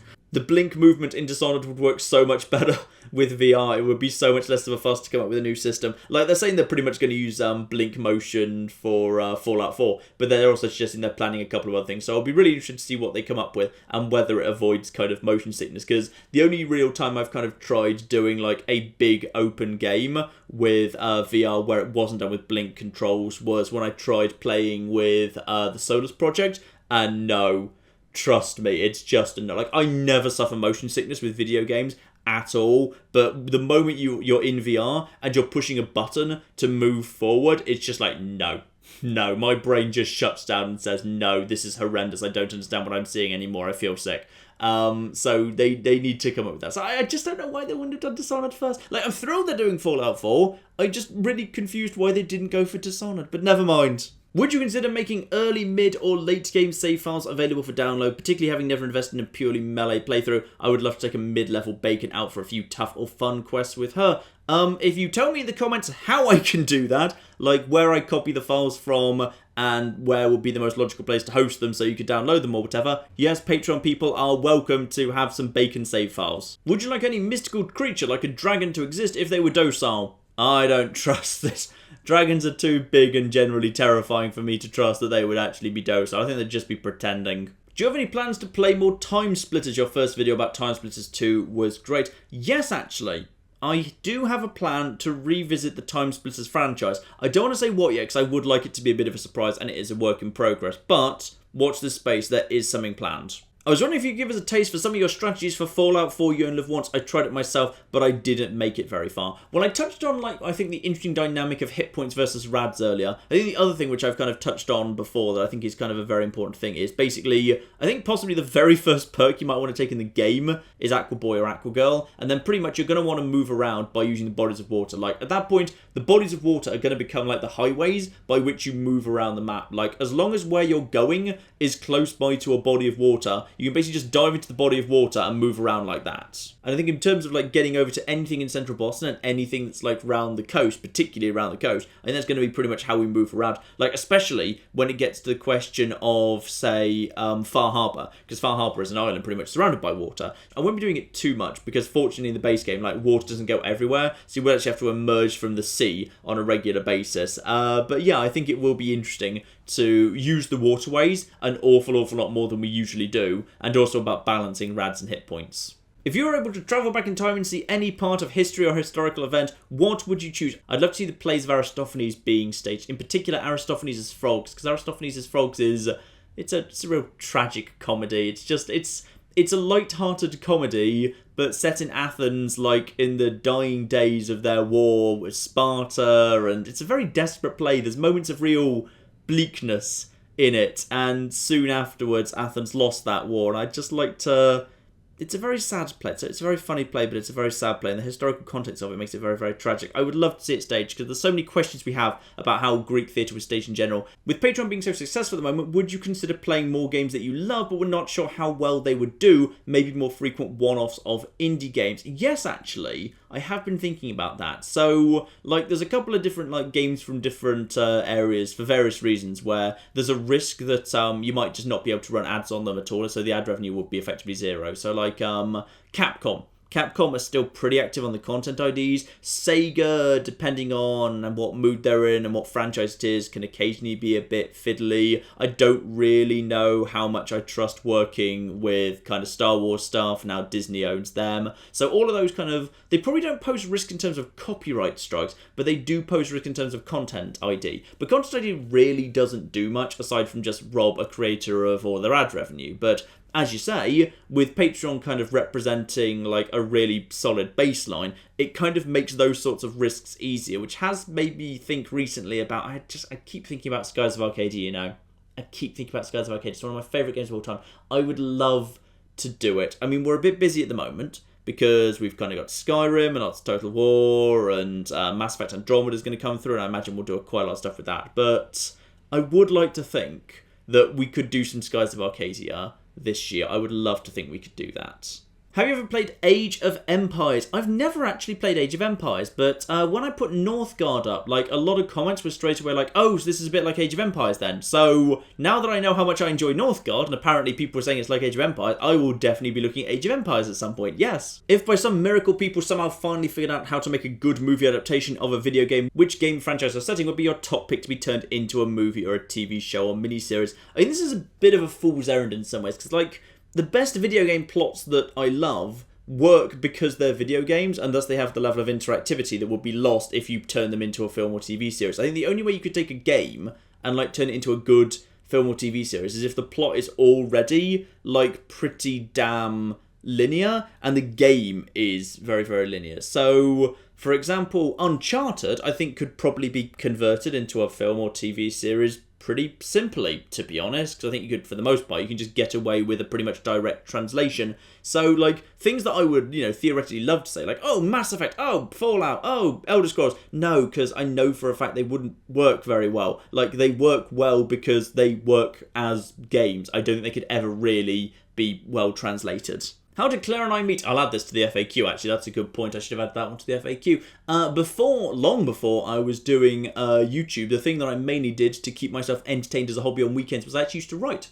I used to write. I wasn't very good. I never, got anything to the state where I would, submit it to a publisher or anything. But Claire and I both did NaNoWriMo, or National Novel Writing Month, which is an event that's held every November where you try and write a 50,000 word novella purely within the month of November. So we had both just moved to London, and we met like that, and I haven't been able to get rid of her since. Sad to see that Mass Effect 2 series had ended before doing either Overlord or Arrival. Any chance of seeing those DLCs in the future, even unedited or on a lower difficulty level than Insanity? Honestly, no. I don't particularly enjoy Arrival because I don't enjoy it just being Shepard and the fact there's no one else there. I think the story's really good. I think it's nice, and the ticking clock and the idea of it being based around the Arrival is all really, really cool. So I think, conceptually it's a really fun idea. I just don't enjoy playing it. Overlord is better. I just don't think it's, desperately interesting, to be honest. They're just, two DLCs that just strike me as a bit blur. I just think, I could do them, but I'd just spend most of my time just saying, yep, it's okay, isn't it? I wouldn't be excited for it. They wouldn't be good videos, I promise you. What was your long-term goal while studying classics? Were you looking to get a particular career that required a classics degree? Oh, I hope not, because that would have been a terribly bad idea. No. I went to university to study classics, so I was good at classics, and I was working under the assumption that if I got a good degree from a good university, that would set me up in good enough stead. And broadly, that seemed to work out. It was probably a terribly irresponsible plan, but it broadly seems to have worked, so, it'll do. I know you don't have time to do Mass Effect 3 before Mass Effect Andromeda comes out, but any chance you could just do the Citadel DLC? Honestly, no, because Andromeda's barely a week and a half away at this point. I just don't have time. Mass Effect 3... I would like to pay some attention to Mass Effect 3 at some point, and I'll talk about Mass Effect 3 and the whole Mass Effect original franchise while I'm doing Andromeda, but, I just don't have time at the minute. The schedule is bursting at the seams right now, and Andromeda is so close. I'm not just gonna, I'm not gonna rush. I'm not just going to try and kind of rush through Mass Effect 3 just for the sake of saying I've done it. You know what? There has technically been some Mass Effect 3 on the channel because there was a little joke video, Mass Effect 3, the perfect ending, that exists on the channel. So there is already Mass Effect 3 there, it's fine. Any chance you'd play some of the Sherlock Holmes games? Fun fact, I have actually been thinking about them recently. It's a bit busy at the moment, but I imagine when we hit the summer lull when not much is coming out, there'll be a really good candidate to do as a midweek mini-series. I've heard some really good things about Crimes and Punishments, for example, so I would like to look at that. I imagine it will happen at some point this summer. Have you ever considered giving Lisa the Painful RPG a go? I know nothing about it, but thank you for flagging it. I will add it to the long list and give it a look at some point. As your patronage grows, do you ever foresee a time when you have to cherry pick questions instead of answering them all, or might you have to do a tiered system where only $5 a month and up patrons get to ask questions? Oh no, I'd never do that. I'd definitely never do the tiered system. But I do have to sometimes merge questions together, sometimes two similar-ish questions and I answer the best I can that covers both of them, because yeah, you're right that the Patroncasts are getting longer and longer and longer, and that's not a problem. I'm happy to answer all the questions. The problem is I don't want them to go too long in case people get bored of them if they go too long, and therefore they stop being enjoyable to other people. So instead, what I'm going to try and do is just keep the FAQ being updated. By the way, someone sent me some updated FAQ documents. Thank you to that person. I will write back to you. I'm sorry I've ignored you for a week or something. I do apologise. I do remember that I need to get back to you on that. Basically, they sent me some more questions. So I will just keep fleshing out the FAQ more and more and more, and hopefully that will keep things under control. Have you ever watched Sean Zoz or Sean Zioz? I don't know. Sean's Oz. I don't know how you pronounce that. It's the channel Sean's Oz on YouTube. He makes animated parody videos of games I think you would enjoy. I never have, but I will give it a look tonight. Some of your best and most successful material comes from games you know extremely well. Rome, Total War, Fallout New Vegas, etc. Are you concerned about what will happen when that runs out? I'm not worried about running out of Total War. There is a lot of Total War games and a lot of very big DLCs for all of them. I don't think we need to worry about running out of Total War for the rest of flipping time. As for Fallout, maybe Fallout will have to quieten down at some point, but I imagine like if I do Fallout 4 You Only Live Once as a once a week thing, which is exactly how it was done with Fallout New Vegas and Fallout 3, I imagine it will last a very significant amount of time with what I'm doing right now and VR and You Only Live Once, and potentially there'll be a point where there's a gap where there's no Fallout 4, but there's also Frost. I need to look at Frost as well. Like, I imagine with some little gaps between them, I imagine Fallout 4 could very easily last until either there is a Fallout spin-off given off to someone else, or Fallout 5 comes out, quite frankly. I mean, the gap between Fallout 3 and Fallout 4 was not that ridiculously long. I would expect that, yeah, we can probably keep things going on, especially when we've got the old Fallouts as well. We can keep the Fallout train ticking along till Fallout 5 comes out. It'll be fine. Total War, however, there's absolutely no risk whatsoever. Though Total War success makes things a lot easier, of course, because, when we're not just a Fallout channel, and I never wanted us to be, and I'm glad that we're increasingly not being seen as such, it does mean that, like, if, for example, Fallout doesn't get a new game for a decade or whatever, then it means, if that has to quieten down at some point, we've got plenty of other things to go in instead. Is there going to be a way we can download the Patroncast or not? I don't really know how. I would like to be able to provide a link below where you could download the audio or like download the file if you have probably the audio because the file would be... Well, actually, the file wouldn't be that big. Yeah, I just need a way to... Let me know how I can do that if you're more technically minded than me. Tell me what the best way for me to actually give you like a download link would be. What's the best tool for like hosting audio or something? Because I know some people do want that to happen. It has been asked before. Tell me what the best way to make that happen is and I will find a way to make that happen. Have you ever thought about doing playthroughs of Wasteland 2, Pillars of Eternity, or Divinity Original Sin? Wasteland 2 will probably be top of my list there. I would like to look at that at some point. Again, actually, that kind of feeds into the last question. Even if we kind of ever get a bit shy on, like, say, like Fallout content, there's lots of Fallout-ish stuff, like the Wasteland series, that we might well look at as well. So Wasteland 2, I imagine we will look at some point. Pillars of Eternity is like one of those maybes where I'm not in a desperate hurry. Divinity Original Sin, I've heard good things. Isn't there like a co-op thing? I know nothing about it, but I'd heard there was like a good co-op thing, so possibly that might be a me and Claire thing at some point, I don't know. Is your legendary lack of perception genuine or a humorous affectation? I wish it was just an affectation. It's not. It's genuinely just me. It's just me being incredibly unperceptive. But I will say, like, very often stuff that I miss while I'm playing, when I edit the video, I like look at the little editing scripts, like, how did I miss that? It's right there. So just, keep in mind, I am the first person to yell at myself. Long before you see it, I yell at myself for failing to see things. I don't know. It's probably because I'm commentating and that kind of distracts you. Like, if you just trying to, when you're playing a game, if you're trying to, like, come up with an internal narrative and, come up with the best way to say it, and you're constantly talking at the same time as you're playing, it does distract you a bit. So I'm going to blame that. Has anyone from any of the major game studios like Bethesda or Obsidian ever made contact with you? Kind of depends how you define main contact. Like, obviously, I've spoken to people at Bethesda ahead of the launch of Fallout 4 because, as you're aware, I did have a review copy of Fallout 4 just a little bit earlier, which is why the very first part I put up the moment the embargo was lifted was on Xbox One because that was the only version I could actually get hold of. So, I've spoken to PR people at Bethesda in the past. Both Bethesda and Obsidian's accounts have, like, interacted with me on Twitter. I don't know who I'm speaking to there, just one of their social media team. My runs have been retweeted or flagged by them in the past. I can't verify this, but I have kind of heard it mentioned, like, accounts that claimed to be people who worked at both Bethesda and Obsidian, but who couldn't give their names because they needed to remain anonymous because of, the confidentiality or whatever, on Reddit have said, hey, we work there and we've seen your stuff and we really love it. So I can't verify that's true. That's just something that people have said to me. It could theoretically be someone pretending to work at Bethesda or Obsidian. I'm not sure why someone would pretend to work at Bethesda Obsidian in order to contact me on Reddit to say they've watched my stuff, unless it's like someone who just wants to make me feel really good. So, like, I've had various bits of communication. I've never, I've never been to the studios or anything like that. So, yeah, I've had some contact with them, but not a huge amount.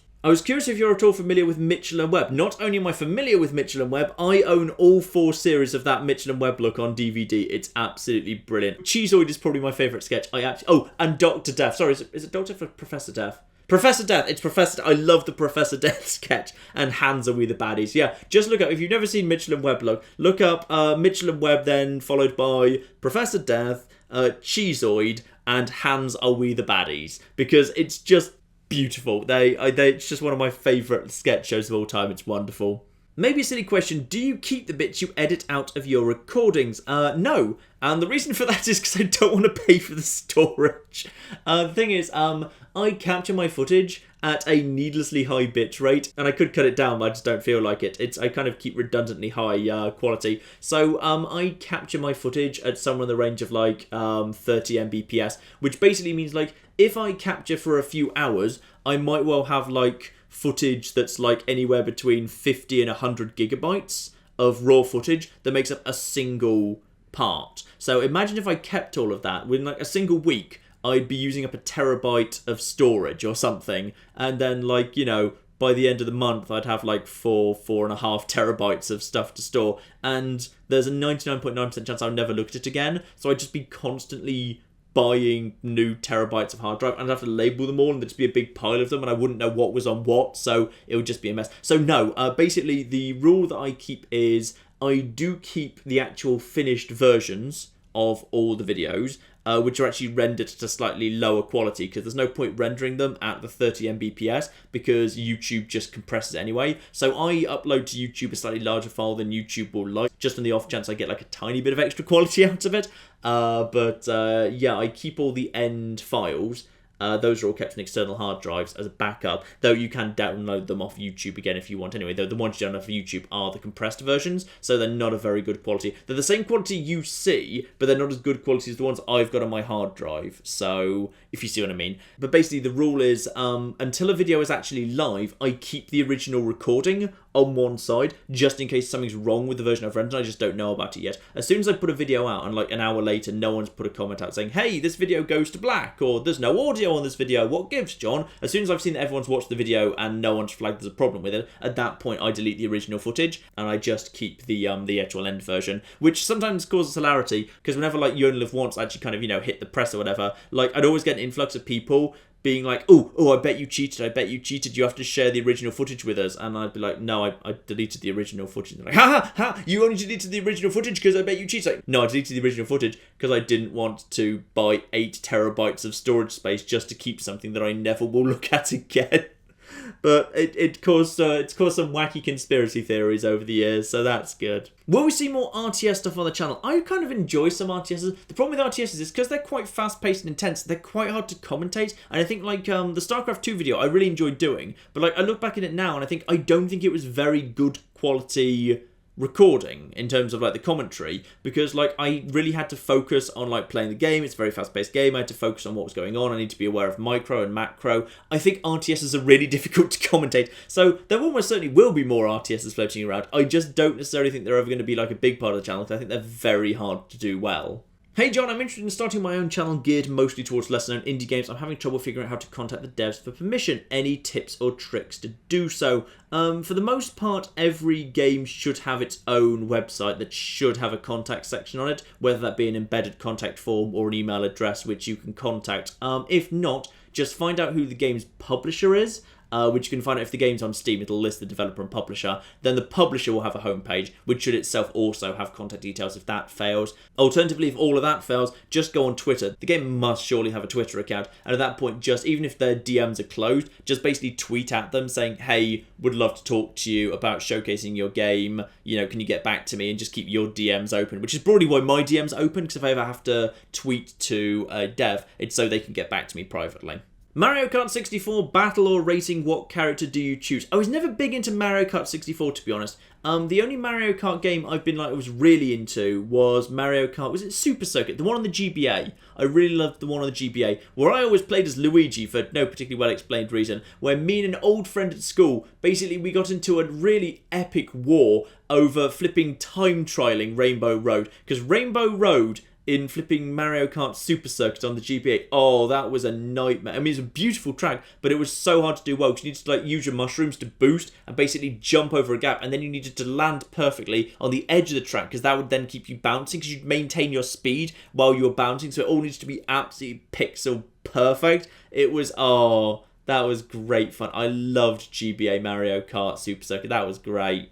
What books or documentaries would you recommend to someone who has no knowledge of ancient Rome but is interested in learning about it? I would thoroughly recommend the 12 Caesars, which is actually an original ancient text.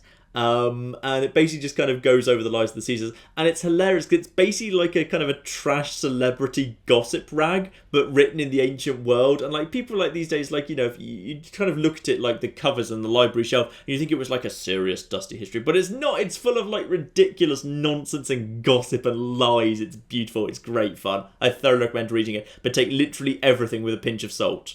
Any spooky or excessively emotional or dramatic games coming up? Ooh, what have I got coming up that's... Do I have any horror games on my radar? Hang on, let me just check my calendar here. Have I got any horror games on the radar coming up soon? I can't actually see any horror games on my radar. A few people have been asking after Resident Evil 7. I don't want to play Resident Evil 7. It looks scary. That looks too scary for me. Walking around a dark house and no. It's not for me. It's too scary. I can't deal with found footage horror. I just can't deal with that entire genre of film, full stop. I don't want to play it myself. Have you heard of Rome, Sweet Rome? Basically, some guy on Reddit wrote a short story answering the hypothetical question as whether a modern marine battalion could destroy the Roman Empire during the reign of Augustus. I have not, but after I'm done recording this, I will definitely go and read that now. That sounds hilarious. What's your favourite quest in all of Fallout? I think my typical answer to this is normally Beyond the Beef in New Vegas, because it's just such a Fallout-y quest with so many different ways of doing it. But there's so many I like. Like, I really do like Tranquility Lane as well. Tranquility Lane is just amazing. And it almost, I probably should give that the cake, just because it's such a real showstopper moment. Like, you weren't expecting that at all when you actually eventually kind of tracked your father down to the vault. To actually just have Tranquility Lane just kind of sprung on you by surprise is so damn cool. So, I don't know. I can't pick. But possibly Beyond the Beef. Possibly Tranquility Lane. Who's doing the Romans on the YouTube channel, and can we give them a round of applause? It's not me! I wish I was creative enough to have created a whole bunch of fake accounts to make them argue. I love those guys. I genuinely do. I absolutely adore that all the generals argue with each other in the comments. It's amazing. It's a mark of a really healthy community that it generates a whole bunch of just like, user-created stuff. It's beautiful and I love it. I'm curious to know how you get such good audio out of just using Shadowplay. Ooh, I don't know. I don't think I have anything like special set up with my audio capture for Shadowplay, just because I think my settings are just, I have that set to capture at either 30 or 35 Mbps. I always capture at 60 frames a second, even if I ultimately decide to just render it at 30 frames a second, so it's not worth actually being at 60 if it doesn't make any effective difference. So I'm not sure. I don't think I've ever actually fiddled with the audio settings of Shadowplay at all, so I'm afraid I don't really know. Does the sizable increase of Patreon supporters so far this year allow you to rethink posting Nintendo videos despite their anti-monetization stance? Yes. Yes, it does, actually. I'm not in a rush, and I've always been divided on this, because I really feel like even though I could do it, I kind of would prefer not to, because if loads of people just give Nintendo the free marketing of YouTube videos anyway, they've got no reason to change their policy. And I would like them and the other small number of holdouts to give up their position and be rewarded for giving up their position by getting a huge amount of coverage immediately after that point. So I'm kind of divided on principle. Like, I absolutely could do it thanks to Patreon. I just don't know if I want to, because I'd rather hold out on the hope that Nintendo will actually just sort themselves out. If Nintendo's stance did suddenly soften overnight, which of the games would you rush to record first? I would love to do, Advance Wars and Pokemon, like you've suggested. Oh, I'd love to do Pokemon You Only Live Once with, like, no healing. And I'd like to do it, like, in each generation, like, because you could never do it. But I'd like to do it in each generation just to see how far I got in each generation and in which generation I could get the furthest. Wouldn't that be amazing? Would that not be amazing? And if Nintendo would just sort themselves out, it will happen, because I'd love to do that. You've talked at various points of the channel about your love for both N64 and GameCube. Pick your favourite. Oh, that's not hard, unfortunately. I love my GameCube. GameCube was amazing and had some wonderful games in it. The N64 was wonderful, but had a real limited number of games. The number of games on the N64 was tiny, really, when you look back now, so it has to be the GameCube. Pick your favourite, and then while you're at it, throw the NES, the Super NES, the Wii U into the rankings. Oh, no difference. It's all GameCube. It's all flipping GameCube. Have you read the Masters of Rome series? No, I have not. What is that about, then? 110 BC to Augustus focuses mainly on Marius, son of Pompey, Caesar, and Augustus. Ooh. Okay, fine. I might just go and have a look at that. What's the best way to get in contact with me? Do you prefer email, Twitter, YouTube, or something else? YouTube messages is probably the easiest one I miss. So, like, email or Patreon is just fine. I'll pretty much always see anything by email or Patreon.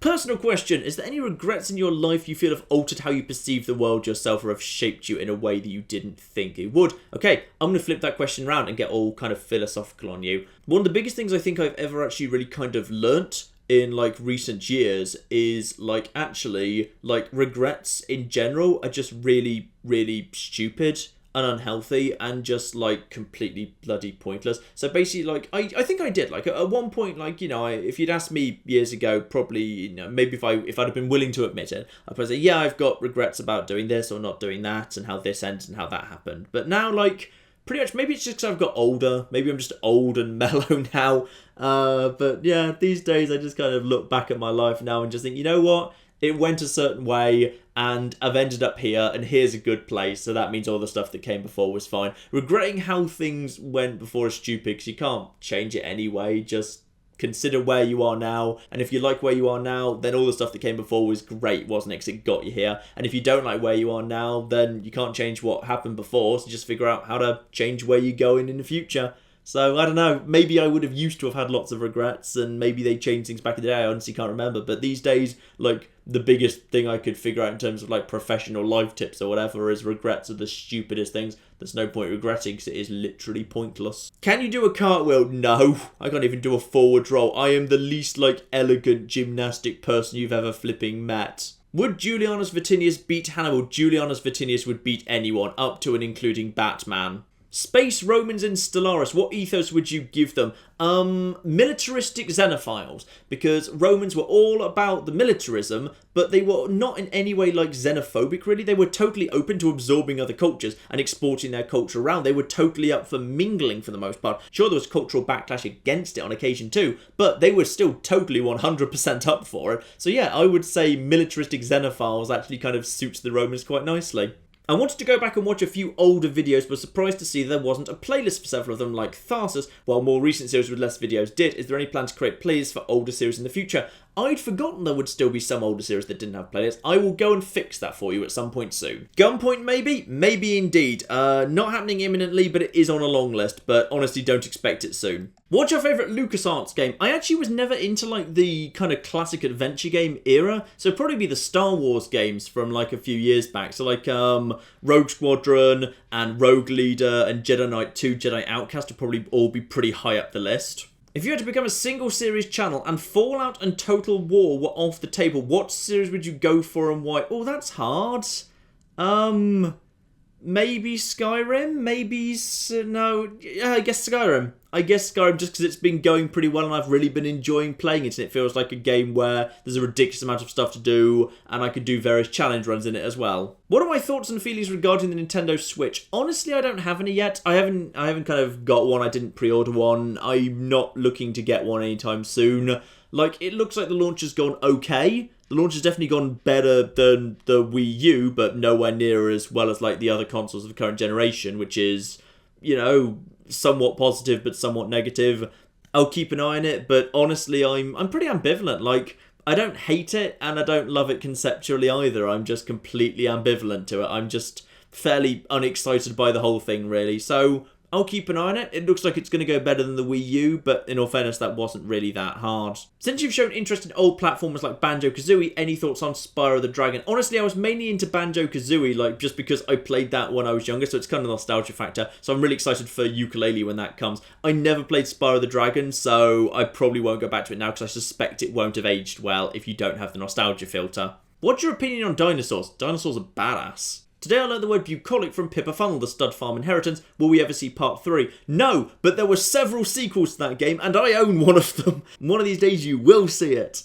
I know you rarely comment on controversies in the gaming media, but I was curious as to your opinion on covering games whose developers are perhaps not the nicest people. For example, Shadow Complex was written by Orson Scott Card, an outspoken homophobe and campaigner against same-sex rights. It can make me feel a little bit uncomfortable, but I don't feel like I should ever boycott a game purely on grounds that one person involved in it is known to be an unpleasant individual, because that's kind of unfair to, like, the rest of the team who might be perfectly decent individuals who just want to, get a paycheck and go home.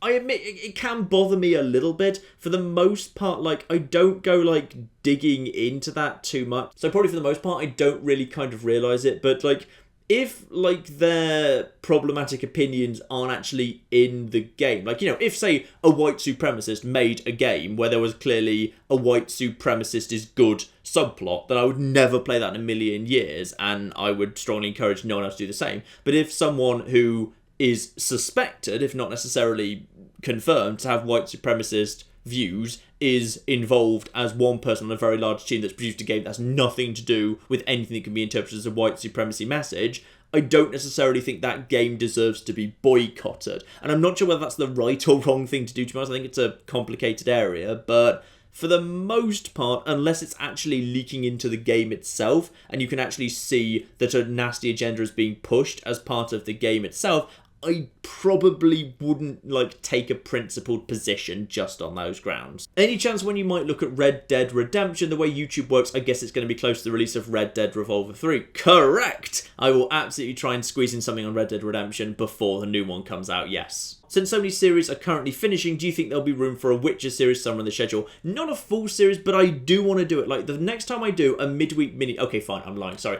The next time I do a midweek mini-series will actually almost certainly be City Skylines. But after that, the next mini-series will almost certainly be like a midweek kind of rush through, doing as much of The Witcher 1 as I can do within a single week. Would you consider playing Ni no Kuni? I know nothing about it. I've heard the name, I know nothing about it. It's a gorgeous kind of Pokemon-like storytelling game with beautiful music, and if you set the voices on English instead of Japanese, you will meet a creature with a Welsh accent. Oh! Dan played that, didn't he? Dan did like a video on that.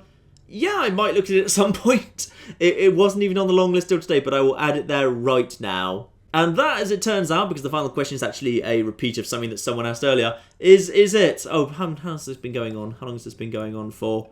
That's 2.5 hours! But with some spaces for me to, like, go and look stuff up, so it'll probably be edited down to a little bit less than that. Right, that is easily the longest Patroncast we've ever done. I'm tired now. I'm going to go and get a glass of water and eat some food. But there we are. We had a load of new people in this last month, so I am not surprised we have a load of new stuff. I will probably kind of beef up the FAQ over the next month as well, and hopefully next month won't be quite so long. But yes, indeed, I shall leave things off here. I'm going to go and get some food and drink, because that took a very, very long time indeed. But I hope I got around to every question. I think I got around to every question there. Sometimes it can be a bit difficult to keep track of them, because, like, when one question comes up and there's a similar question later, I try and skim between them, so I move around through the thing a lot. So I hope I haven't missed anything. If you have a further kind of follow-up question, do put it in the comments below. I will try and get back to you. But in the meantime, ladies and gentlemen, I've been John. This has been many a TrueNet, and thank you all so very, very much, because you are the people that keep this all going. Thank you very much, and goodbye.